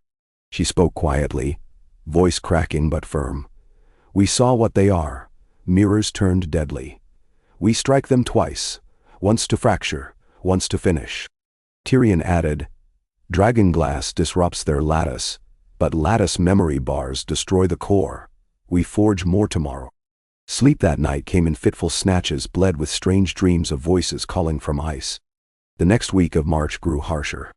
Snow blinded even the dragons. Riders tethered themselves by rope, so blizzards could not scatter them into white oblivion. Twice they found trails of skin changers, free folk who fled south after glimpsing something monstrous lurching high on the Frostfang ridges. They spoke a new word, Nether King, whispered as though the syllables themselves tasted of frostbite. Eventually, black cliffs loomed above a glacier shelf veined with azure. Bran's ravens guided them to switchback ledges down into a yawning maw, where the air turned eerily warm, steam vents melting pits in the snow. The frozen forge. A hollow world beneath the ice. Torchlight glimmered on obsidian walls, polished smooth by centuries of geothermal breath. Weirwood roots snaked across ceilings, pale veins pulsing with sap thick as honey. Pools of hard ice floated like iridescent lilies upon bubbling water. Their surfaces mirrored passing faces, reflecting not only flesh but hints of memory. Sarai Winch glimpsed her mother smiling back, though the woman had died years before. In the cavern's heart stood a dais of pitted black stone surrounded by an anvil large as a fishing dory. Here the children of the forest had once carved their truths. Fragments of those truths now whispered in tongues older than words, stirring the hair on every mortal neck. Bran arrived then, borne on a sledge pulled by white direwolves, ghosts of the packs that once roamed these heights. He walked to the dais and pressed both palms to its rim. The weirwood roots responded, unfurling like spider silk vines to weave around the anvil. Elia took her spear's wooden shaft, cut it near the base, and offered the pale length. It joined the roots, bonding seamlessly. Tyrion lifted a bucket of molten memory metal and poured it along the weaving wood. Steam hissed. Brilliant sparks erupted. The smell of cedar and desert spice mingled. Bran chanted in a voice that echoed thrice in the air, calling the earliest names of earth, sky, water, fire. Dragons roared, and their roar resonated within the anvil, forging a note so deep the cavern floor vibrated. Marwyn shaped words of power from the Rhoyne, Nera from the Freehold, Darren from Roynar, Cersei from First Men dialect. Languages joining like cords in a rope. The anvil flared white, then went dark. On its surface lay a lattice sphere, the size of a child's skull. Runes gleamed along steel filaments interlaced with weirwood grain. Inside, an ember glowed crimson, the sum memory of all present, of every story they carried. Bran exhaled. The silex, he whispered, naming it.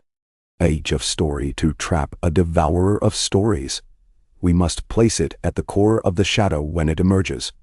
And someone must stay linked to it, feeding it living memory until the prison seals. Tyrion's heart clenched. To remain linked might drain a person's soul. He opened his mouth to volunteer, but Elia stepped forward first. I bear the oldest wound, she said. I am the child of spear and lion, of fire and vengeance. Let me stand. Bran shook his head slowly. You are Blade. The cage requires Quill, someone who remembers words more than wounds. Tyrion understood then. He bowed his head. The duty falls to me. Elia protested, but Bran raised a hand. There is no victory without sacrifice. They had one night's rest before the Devourer came. The aurora vanished. Stars winked out, as though swallowed by an invisible mouth. A monstrous vortex churned above the Frostfang summit, blacker than moonless midnight, pulsing with violet lightning. Snow turned to ash, swirling in reverse spirals, drawn upward into the maw. Ice statues emerged in phalanx from crevasses, marching toward the cavern mouth. Dragons met them in flaming strafes, but blasts refracted and ricocheted. Spears of memory metal broke them down, but more reformed from drifting shards. The shadow fed upon every story told by blood spilled. Fallen spearmen rose as new statues, faces glass blank.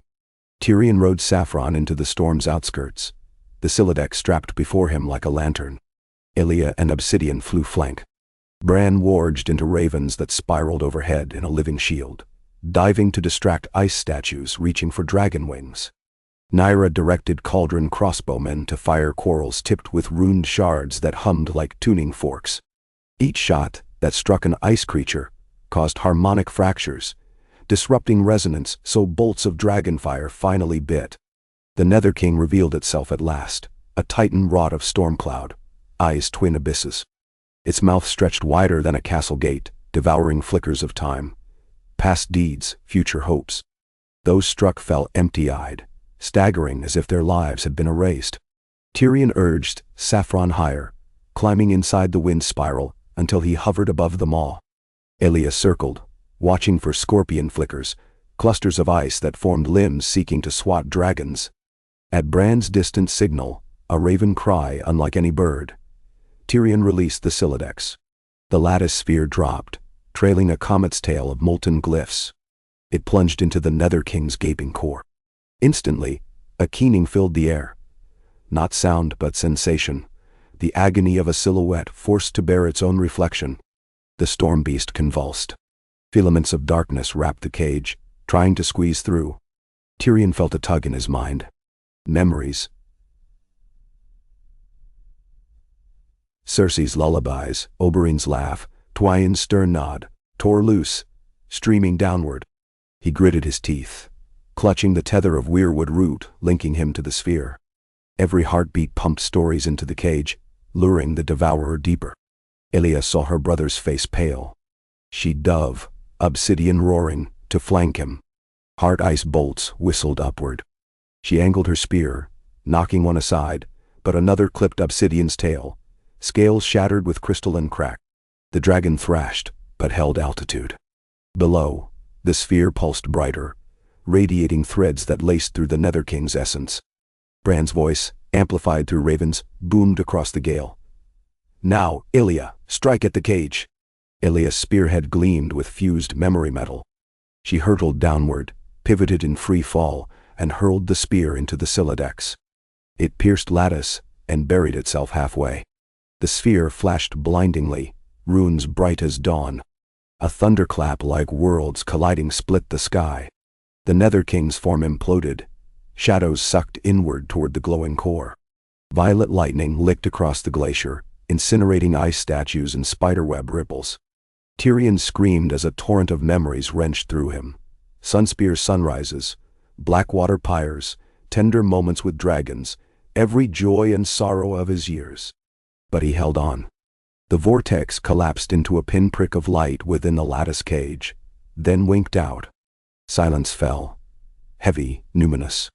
Snow drifted again, gentle, as if relieved to forget its ash masquerade. Saffron spiraled down toward the cavern mouth, wings faltering. Tyrion slumped in the saddle, exhaustion hollowing him. Elia guided Obsidian to steady Saffron's descent. They landed amid shattered ice statues dissolving into harmless snow. On the glacier, Bran approached. Lines of strain etched his face, but his eyes glowed with quiet triumph. "The world turns a new page," he said. Tyrion slid from the saddle, knees buckling. Elia caught him. He tried to speak. Only a ragged whisper emerged. "Tell Mother. We burned bright."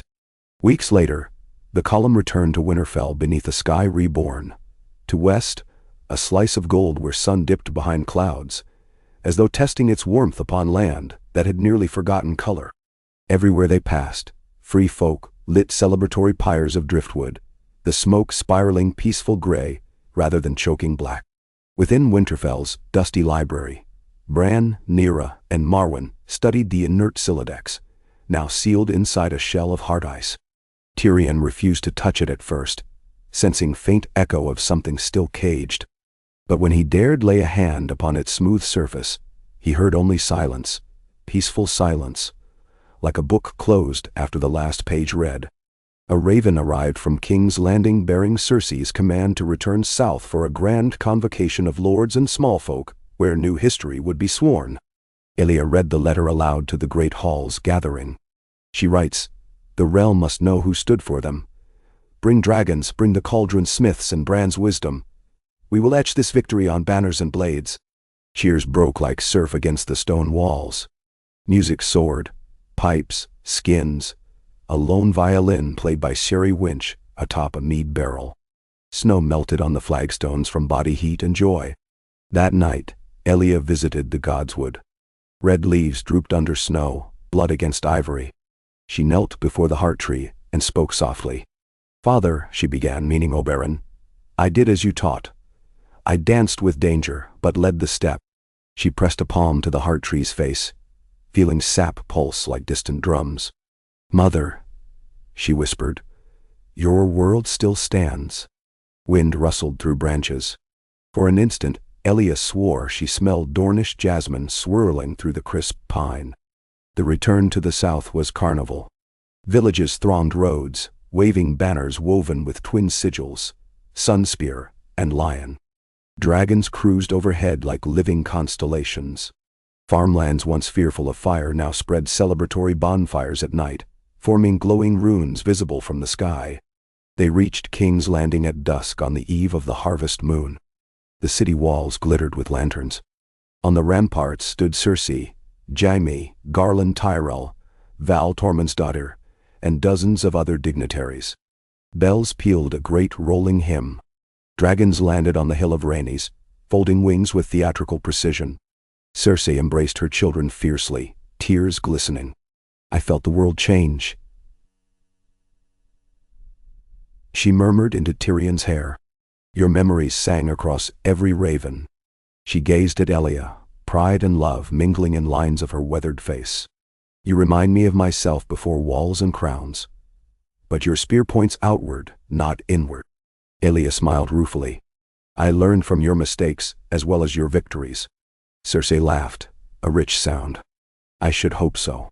Inside the Red Keep's throne room, banners of every sworn house hung in fresh parade.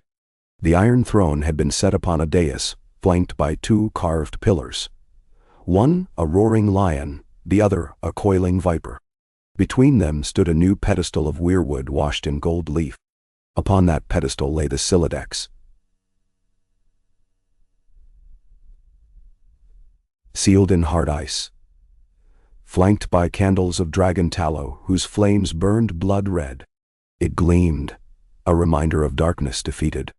Cersei addressed the gathered realm. She spoke of unity, of how each house's song joined a choir against the void. She honored the free folk, the cauldron smiths, the night's watch, even the faith's new sage order led by Domeric, the saintling, who now championed learning over zeal. She named Bran Stark, chronicler of the realm, free to wander and weave memories into tale. And she granted Nyra the title, Mistress of Drakes, charged with breeding dragons for peace and exploration, not war. Finally, she turned to Tyrion. My son bent his very soul to contain a threat beyond fathoming. He stands here not just as king but as library of every one of us. She placed her hand upon his shoulder. May his reign remind us memory is the mightiest shield. Tyrion, weary but stronger, stepped forward. He addressed the hall, voice carrying. The devourer wished to unright us. We won because we chose to share our stories, not hoard them. Keep telling yours. Tell them until the end of days. The roar of approval shook the rafters. That night, high upon the Tower of the Hand's balcony, Cersei looked over a city alight, with lanterns and fireworks. Elia leaned on the parapet near her. Tyrion joined a moment later, cradling a goblet of arbor amber. For a time, none spoke. The breeze carried scents of roasted nuts, sea brine, floral musk drifting from water gardens grown on terrace roofs. Stars glittered like new forged steel across the heavens. Elia broke the silence. Will peace last, do you think? Cersei exhaled slowly. Peace is a sword forever mid-swing, but I believe we have forged a handle sturdy enough to wield it. Tyrion raised his goblet in toast. To handles, he said dryly. Elia laughed. To stories. Cersei lifted an invisible cup. And to burning bright. They clinked metal to imagined glass, letting the moment settle into memory. Far below, in the city's maze, bards already sang new ballads, of twins who caged a god of nothingness, of dragons whose flames forged hope, of a lioness who learned grief could become the sharper sword. Above them, 3 dragons crossed the face of the moon, silhouettes soaring, obsidian, saffron, and ember wheeled together, wings overlapping, tails streaming comet-like through frosted moonbeams, 3 strokes of ink upon silver parchment. If any souls somewhere beyond counted the tally of the world's endings and beginnings, they would have marked this night as another turning. Yet for those upon the balcony, it was simply life, unpredictable, fragile, fiercely bright, written in breaths that steamed in cooling air and in hearts still beating after all the fires and storms. They stood shoulder to shoulder, no crown between them, only kinship hammered on anvils of trial. And behind their eyes burned the certainty that should the world darken again, as worlds inevitably do, they would meet it not with fear, but with stories ready to forge new morning. For that is how peace survives, not in the absence of shadows, but in the courage to kindle light against them, again and again, until even the deepest night recalls the taste of dawn. Okay. 1G. Moonlight still clung to the upper spires of the Red Keep, when Cersei Lannister slipped from her chambers and crossed the shadowed gallery that overlooked the throne room. Below, servants scurried like quiet mice clearing the remnants of last night's revel, toppled goblets, garlands of wolfsbane and lion lilies, a scattered fanfare sheet dropped by some half-drunk trumpeter. The Iron Throne's swords gleamed in ghost silver pools, stark and sharp against the hush. Cersei paused at the balustrade, one palm resting on cool stone. The scent of spent candles lingered, mingled with distant sea salt drifting through arrow slits. Victory's afterglow was supposed to taste sweet, yet something acrid tugged at the back of her throat. She thought of Tyrion the way he had looked when sleep finally claimed him hours ago, head lolling against a velvet cushion in the small council solar, soft snores escaping even as scribes catalogued fresh declarations under his name. She had draped a lion-embroidered blanket over his shoulders and kissed his brow. The realm celebrated the twins' triumph, but mothers knew that victories could carve wounds unseen. Tyrion would not speak of the slivers the Silex had taken, yet his eyes now carried hollows, quiet voids where memory had been shaved thin. Elia fared better. She moved with restless energy, spear drills at dawn, council sessions by noon. But Cersei had heard her daughter waking from nightmares that left her pacing balconies until first light washed them away. Footsteps echoed softly behind her. Jaime emerged from a side stair, hair tousled, half-laced doublet hanging open. "Can't sleep either?" he asked, voice low. "Sleep is for those who trust tomorrow," Cersei replied. She straightened. "Reports kept me awake. The Iron Bank has recalled its agents from Old Town, and Bravosian ships have been seen near the stepstones. And there is talk from Storm's End of Strangers in black courting sellswards with Pantoshi coin." Jaime shrugged, though wariness flickered behind his casual stance. "The Iron Bank gambled on kings before and lost. They want eager bet against a realm with dragons again. They might, if someone promises them dragons of their own," Cersei said. She tapped a rolled parchment tucked beneath her arm. "Lord Tarly's outrider found a scale, a fresh one, in the ruins of Summerhall. The site still smolders with wildfire pockets a century old, yet someone sifted through that ash lately, and a Braavosi scribe claims the Golden Company has left Myr." Jaime exhaled. "A lost dragon and exiled knights. The gods do enjoy symmetry." Cersei turned, cloak brushing the marble. "I'll brief the twins at dawn. They deserve a day's rest. Yet rest is never what the world grants heroes. Many." The sun rose crimson, a portent the small folk whispered about all morning, when Elia joined her brother on the eastern ramparts. The harbor below bustled, merchant cogs unloading fruit from Lys, Dornish galleys replenishing water, a Tyrell grain barge blooming green banners in the breeze. Saffron and obsidian occupied the rocky shelf above the Blackwater's mouth, wings stretched to catch warmth. Ember zipped between them, fretting that her larger cousins ignored her play. Tyrion leaned on the parapet, quill poised above a fresh folio. "You should sleep," Elia said, voice still husky from spear forms. Tyrion smirked. "A queen may command 1,000, but sleep obeys none." She followed his line of sight. He had sketched a rough map.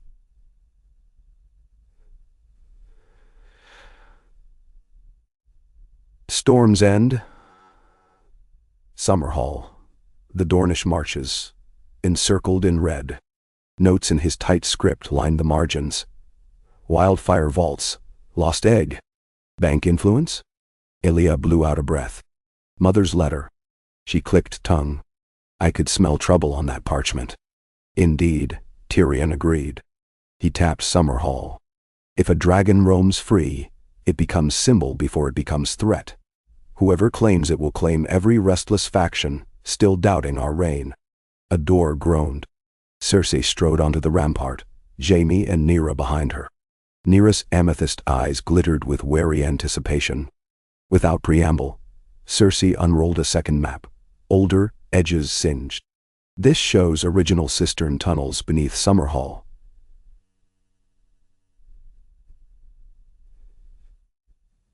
She said, "Built to feed a reflecting pool, Aegon Vive planned.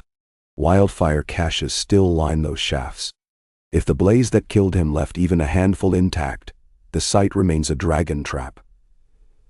"Tora," Nyra studied the lines. "And a lure. Dragon hatchlings are drawn to wildfire's false heat. Or adults grieving for clutches lost," Elia murmured. "If a lone drake hatched there, she might haunt the ruins." Jaime knuckled dust from the parchment. "Golden Company once vowed, under the dragons we will come home. Perhaps fate finally tempts them." Cersei fixed both twins with her lioness stare. "I would go myself, spear in hand, but my place is here. I need you two to fly south. Quietly. No banners. Take Nyra. The Golden Company respects freehold blood. Her presence might stay swords long enough to parley. Jaime commands a ground column, Tyrell outriders and sand spears, to shadow you 2 days behind. If negotiation fails, force remains." Benderwell. Tyrion's mouth crooked. "And the Iron Bank?" "Leave that to me," Cersei said. Bravos counts coins, not coffins. I'll remind them how costly burning books can be. She dismissed the council and lingered with her children as gulls wheeled overhead, touching their cheeks.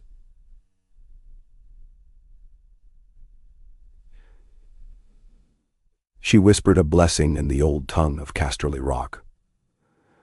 Words she had almost forgotten. Then she turned away before they could read the tremor in her eyes.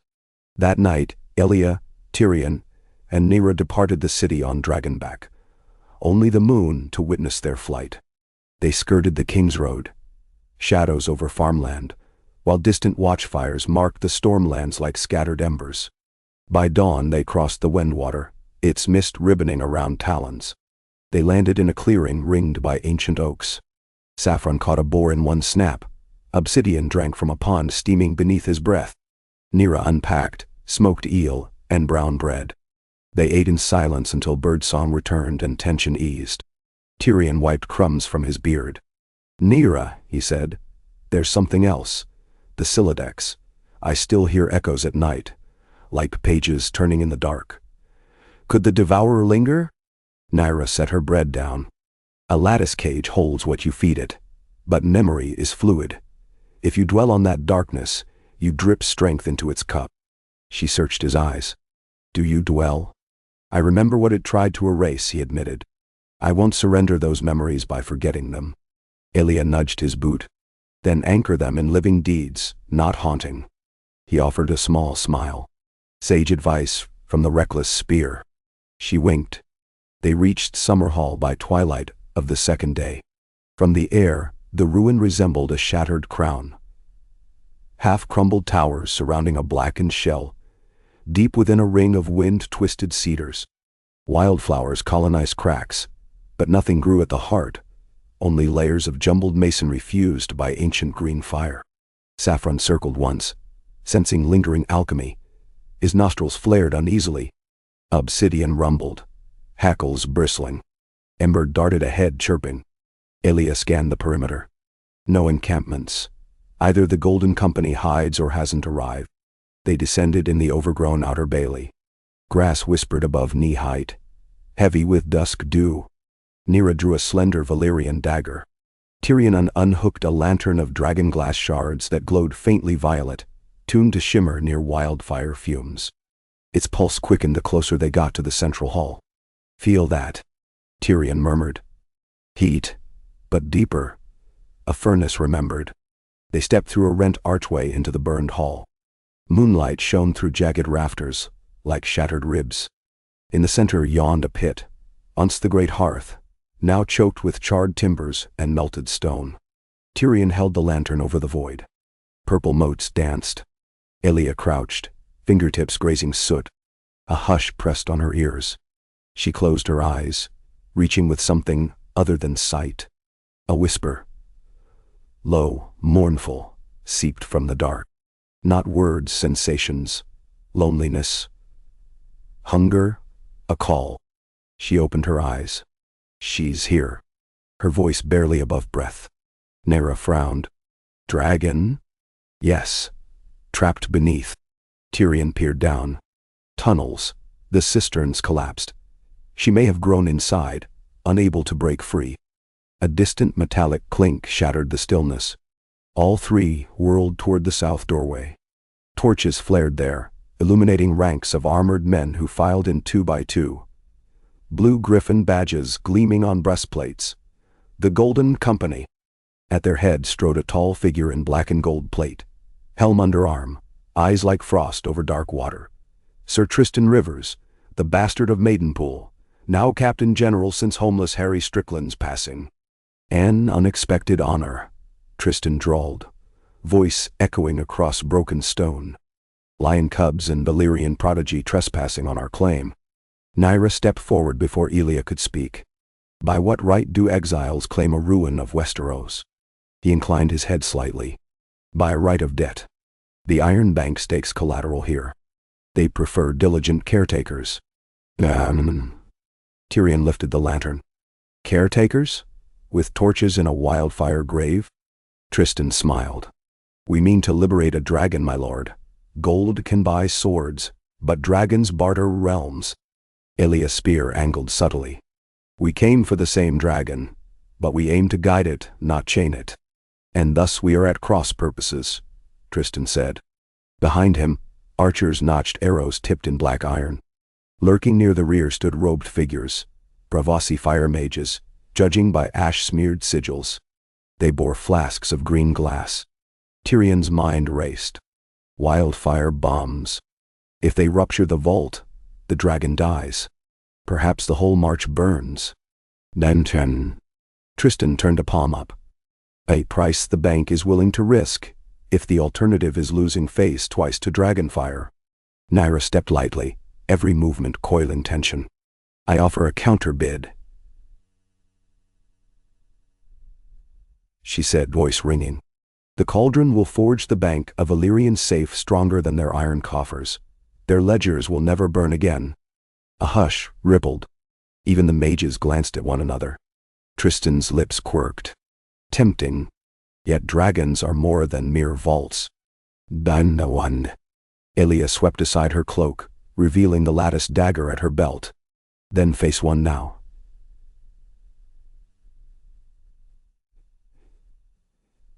She said. But know this steel remembers every life it touches. Harm me, and legend will spit your name in screams. Tristan studied her, admiration flickering. You wear threats as jewels, princess. His gaze flicked to Tyrion. Your brother looks pale. Perhaps that monstrous cage drained him more than rumor claims. A pity if your greatest shield is dulled. Arrows drew back. Tyrion inhaled. He sensed the Silex echo inside him, pages turning. Yes, but not monstrous.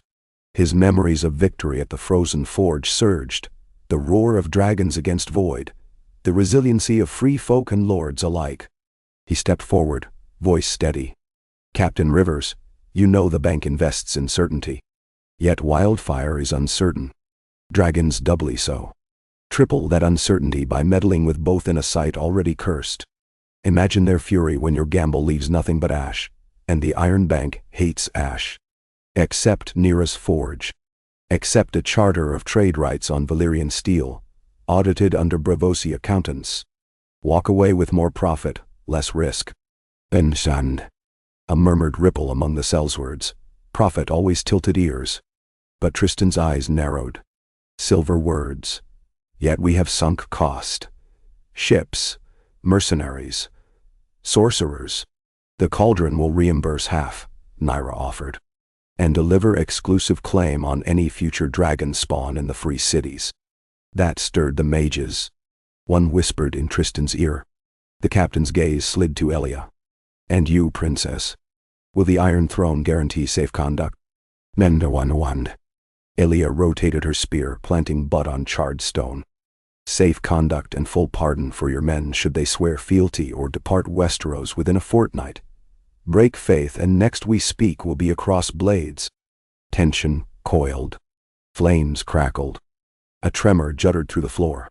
Soot drifted like black snow. From the pit rose a deep, resonant thrum. Dragon heartbeat, magnified by stone. Dust cascaded. The arch opposite Tristan exploded outward as a massive talon raked free, showering sparks. A serpentine head, scales midnight blue veined with coals, thrust into the hall. Eyes like molten copper, fixed upon torchlight. The Golden Company panicked. Some leveled crossbows, others stumbled back. Tristan alone held ground, awe tempering fear.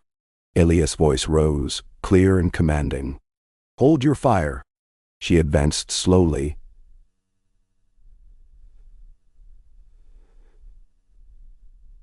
Spear lowered.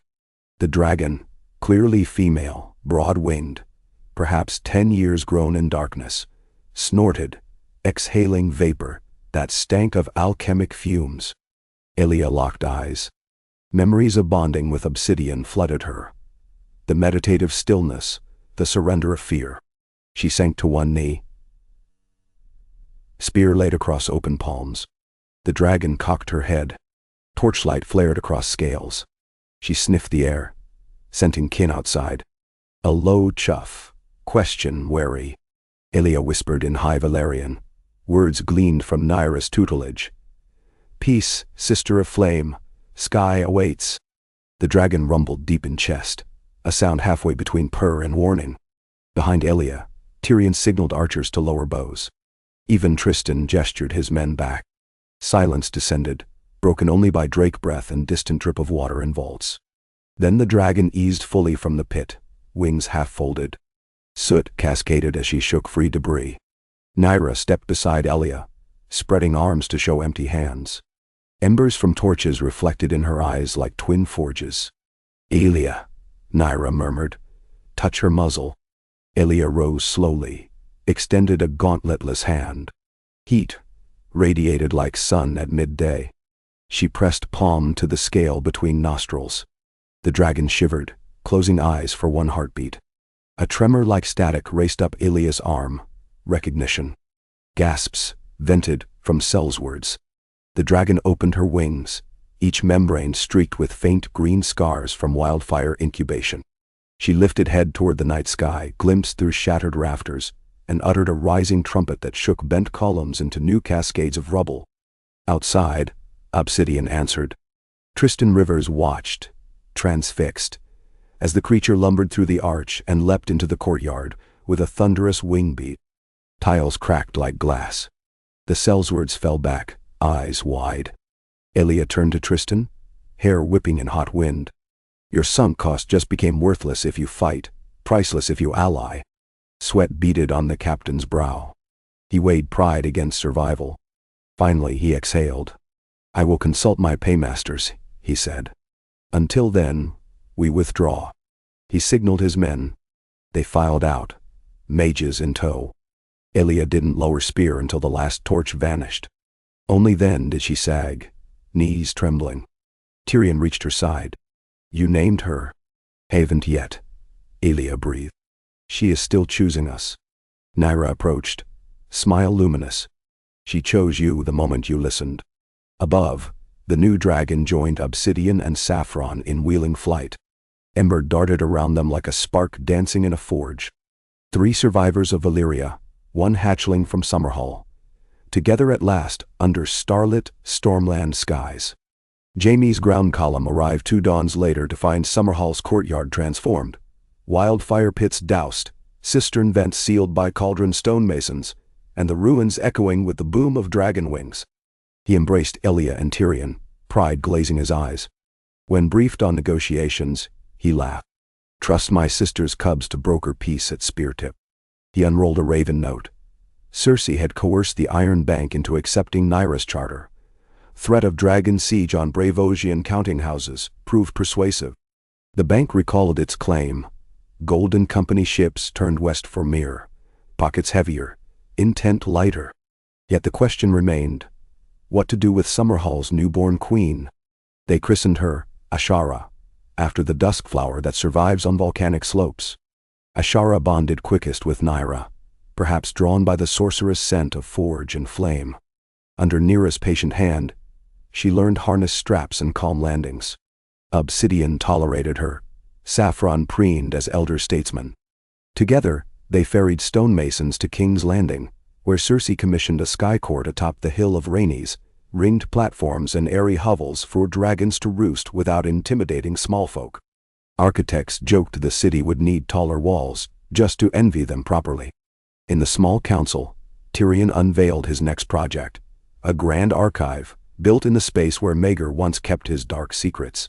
It would house copies of every chronicle in Westeros, and Essos, if ambassadors cooperated. He proposed awarding scribes knighthood of the quill, a new honor equal to any on battlefield. Lords scoffed at first until Cersei bestowed the first such knighthood on Lord Willis Tyrell's crippled son, whose agricultural treatises fed half the Crown Land's last drought. Suddenly, quills became fashionable as jewels. Elia spent mornings drilling new Dragon Rider cadets. Signs of loyal houses and promising commoners alike. She insisted on humility rites. Every rider must spend a moon in the flea-bottom orphanages, tending the poor before touching a saddle. Dragons lift us higher, she told them, so our sight must reach farther. Bran Stark visited in raven form each new moon. Perched on Ashara's horn, he listened to Nyra describe forge experiments, embedding lattice slivers in city gates, weaving memory steel into chain vests to record each soldier's bravery. Bran approved but warned restraint. Memory is gift and chain both. Despite peace, storm clouds brewed. Dorne grumbled that too many gold cloaks now patrolled the Boneway. The Reach fretted dragons might scorch grain yields. The Iron Islands whispered of forgotten krakens, stirring beneath black seas. Cersei knew the realm's heart. Triumph bred envy, envy begat plotting. So she turned to an old strategy, transparency. She invited lords large and minor to King's Landing each harvest to witness dragon forges, archive halls, and soup kitchens funded by royal treasury. Most left impressed. Some left alarmed. Yet seeds of trust took root among the small folk first, and that, she believed, mattered most. Trouble arrived instead from across the narrow sea. A trading galley from Volantis limped into port late one afternoon, sails scorched, masts cracked. From its hold staggered refugees in free city garb, skin blistered as if from sun yet eyes hollow with terror. They babbled of living storms, scything Lemuria's coast, of fire that hissed like language, of dragons, but dragons with no riders, eyes aflame green like wildfire. Tyrion questioned a ship's master who described a banner glimpsed amid smoke, a three-headed dragon sigil, but each head wreathed in green flame instead of red. Nyra listened, face draining. Fire mages, she whispered. Braavos banished them, but some served the Golden Company. They've harnessed wildfire to mimic dragon breath. Cersei clenched jaw. Imitation seldom equals truth, yet fools will kneel to phantoms if phantoms terrorize enough villages. Elia pushed away from the long table. Obsidian, Ashara, and I fly tonight. We scout beyond the stepstones. Tyrion gripped her wrist. Not without plan. If they alchemically burn the sea, dragon wings might ignite mid-flight. He proposed a countermeasure. Coat scale with a thin slurry of memory steel dust mixed into dragon glass oil, non-flammable, reflective. Nyra added runes to dissipate thermal shock. They worked through night, anvil sparks painting courtyard gold. At dawn, Obsidian and Ashara were clad in shimmering armor that caught sunrise and scattered it into rainbows. They flew east accompanied by a single Braavosi cog flying truce flag, proof they came to parley first. 2 days out. Storm clouds green as bilious bile loomed over the island of Calendar. Lightning forked within unnatural mists. On the horizon, shapes darted. Dragon silhouettes, but wrong. Wings too rigid, flight paths jerky. As they neared, truth snapped into focus. Iron frameworks wrapped in leather, propelled by alchemical rockets belching green fire. Wyvern automata, monstrous kites controlled by pyromancer crews on clifftop gantries. Elia felt revulsion. Dragons were life, soul bond.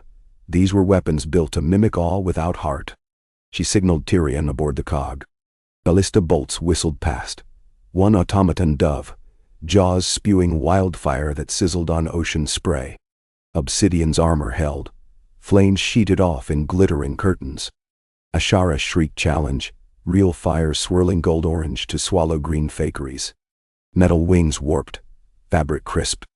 Automata tumbled in limp spirals, exploding on rocks. On the cliff, robed mages frantically rewound gears. Elia urged Obsidian upwind. Tyrion signaled the Braavosi crew to launch memory steel nets weighted with dragonglass. They snared gantry cranes, ripping them down. Pyromancer screams cut short as wildfire casks burst, incinerating parapets. When smoke cleared, only one automaton remained airborne, half burned, spinning. It smashed into the sea. Silence spread. Real dragon roars echoed off battered cliffs, victorious. They landed on scarred stone to find crates of unassembled machines, ledgers bearing iron bank seals. Nyra inspected a partially constructed metal skull. Green residue-coated nozzles. They meant to sell these to any lord frightened enough. She said grimly. Elia found a letter addressed to the most honorable representatives of the bank's restoration initiative. Instructions to deliver prototypes to Tyrosh and Lies. Payment contingent on field trials. Evidence enough. Tyrion drafted a dispatch. Threat neutralized. Evidence seized. He sent ravens to Cersei and to Braavos. Financial empires prized plausible deniability. He wagered the bank would quietly scrub its fingerprints. On return voyage, they scuttled the remaining automata. Melted frames with dragonfire until iron ran like blood into sea fissures. Sealing perverse inventions where no copycat might dredge them. Months passed. Winter receded. Wheat rippled golden outside King's Landing, unmarred by burn or blight. The Grand Archive's west wing opened, its rose marble facade etched with names of every fallen at the frozen forge. Commoners queued to donate family chronicles, their lives now threads in the realm's great tapestry. At the Sky Court, dragons nested peacefully. Obsidian on a sandstone perch, saffron amid fragrant cedar chips, ashara atop obsidian blocks shipped from the cauldron, ember weaving mischief among them. Nyra hatched 2 new drakelings, each bonding with cadet riders chosen as much for empathy as lineage. The sight of dragons soaring above King's Landing became commonplace, their shadows passing over smithies and spice markets like fleeting clouds.